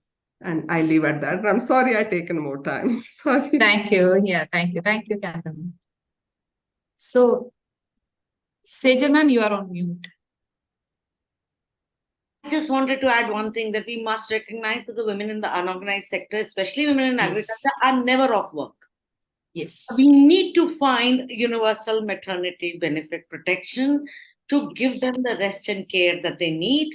So they're never off work, and they have to come back to work in better working conditions, with more fair pay, decent work conditions that we must demand for all women workers, as more and more women in this new economic order are being pushed into more informal work. Okay, thank you, ma'am. Thank you. I think it's almost time. So, Jayachandran sir, over to you. Yes. Thank you so you. much. Thank Thanks you a so lot much. for all the panel members. Thank you, Anju, for moderating this session. Now I request Snehika Pathak, who is our gender analyst, to summing up and way forward and share her closing remarks. Over to you, Snehika. Thanks, Chandran. I'm just going to pull out my notes from the great insights that was shared today. It was incredible. So it's going to seem like I'm reading off, which I am, because there were amazing insights that I feel that I won't be able to capture. But of course, the video is recorded. Okay, to start with, thank you so much, Dr. Shalini Rajneesh, Ms. Smriti Saran, and our dear co for setting the stage for a phenomenal event. I do think that there was a lot of great insights and best practices shared that can lead to tangible actions for all of us. We're, of course, very proud of our partnership with the government of Karnataka and now with the Ministry of Rural Development. So thank you so much. So I don't know how many of you thought this when you saw the agenda, but it may seem that these panels on care economy, public-private partnerships, economic empowerment, or even prevention of GBV are disparate topics that are randomly clubbed together, but that is not the case. These are interconnected and they reflect how Indian women are subjected to gender-related disadvantages that manifest from birth, influencing their entire lives. Like Kanta recently just now said, you cannot do one thing without doing the other. A holistic approach is needed. In all these sessions, I do think we can pull out one common thread that can positively impact women in all spheres, which is increase in investments for gender transformative interventions and policies, which means work that addresses structural barriers to women's empowerment. For instance, a lot of people spoke of private sector participation or involving men and boys in this. And I think investing in behavioral change, not just for women, not just for men, but also women, because I think Lillian spoke of mindset change, is absolutely crucial for long-term change or long-term impact in gender equality. It won't happen alone. We have to leverage the expertise and reach of key stakeholders like governments, private sector, civil society, and most importantly, women themselves. I do feel in all of these conversations, when you're talking about women's empowerment, we have a very top to bottom approach, but they are the key stakeholders. They are not mere beneficiaries of development anymore. They are the drivers of change. And when we speak of women-led development, we need to decode that and we need to involve them when we're designing a project or when we're designing a policy. Of course, we also know that commitment and priority setting, as Vidya spoke about how UAE managed to transform the entrepreneurial landscape for women in a short period of time, is extremely important. That highlights how several players can work in tandem to promote a cause, in this case, of course, women entrepreneurship. The power of private sector cannot be qualified. Private sector can lead the way in gender equality. And as IODG said, putting their money where their mouth is can be very impactful. What I also found significant in the conversation was around accountability and improving monitoring practices. As someone who works in development, I have found the lack of data or poor monitoring practices to be a hindrance in developing and tracking projects, progress of projects. This gap is important to be bridged to know exactly where support is needed. If you don't know, for instance, if there is data that's available at state level, but it cannot be extrapolated to the district level, it's very difficult to know what issues lie where and how can we bridge them. Of course, one of my key passion areas, prevention of gender-based violence. It is extremely pervasive that in my book, it amounts to war against women, or even, I mean, not to be controversial, but it can amount to a systematic genocide against women. Resource and asset ownership may not make GBV disappear, but it can lead to a reduction. And it can also, like Kanta said, empower women to address GBV better. And this can come in many forms. It can come in increase in income or free transportation. Even within the space of GBV, we can see how it impacts women and girls in terms of their education, health, access to services, decision-making, like Pragya said. So this is something that I feel is cross-cutting. Sumitra spoke of a care lens in livelihood projects. I would push for a GBV lens in everything that we do, wherever we are working with women beneficiaries or women project participants, as I like to call them. As I said, there were many insights, best practices, and actual things that we can take out of this consultation and implement in our projects, which I think is very rare. So I do know that the consultation is being recorded. It's also available on YouTube. I hope people do make the best use of it possible. We will also try to develop a digestible report from the consultation for easy sharing. I hope this will lead to greater collaboration and learnings. And we're able to replicate and scale these best practices, not just in Karnataka, but across India. I know there's a lot of conversation on what good would a consultation lead to. I do think knowledge sharing is one of our key superpowers in preventing duplication and getting collaborators on board, in working together and in not working in silos. And I think we can amp up our work on gender equality only if we had a more consistent means of knowledge sharing. Okay, now to wrap up very quickly, I have to thank the many experts that came for this consultation from across the world in organizations, weighing in from their experiences on these important gender equality issues. Thank you so much for taking the time out and also for educating us.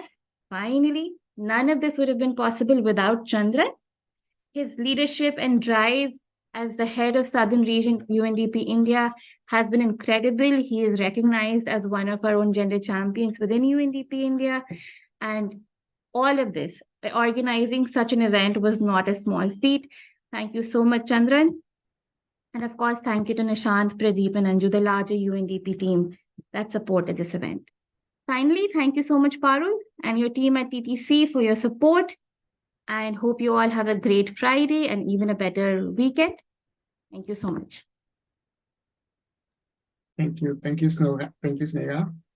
On that note, thank you all the participants. Thanks for coordinating, Savita, completely back-to-back meetings and calls. Thank you so much for all your efforts. And we look forward to take this forward, the discussions.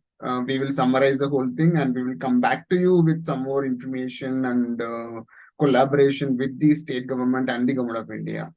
Thank you so much for all of you. Thank you.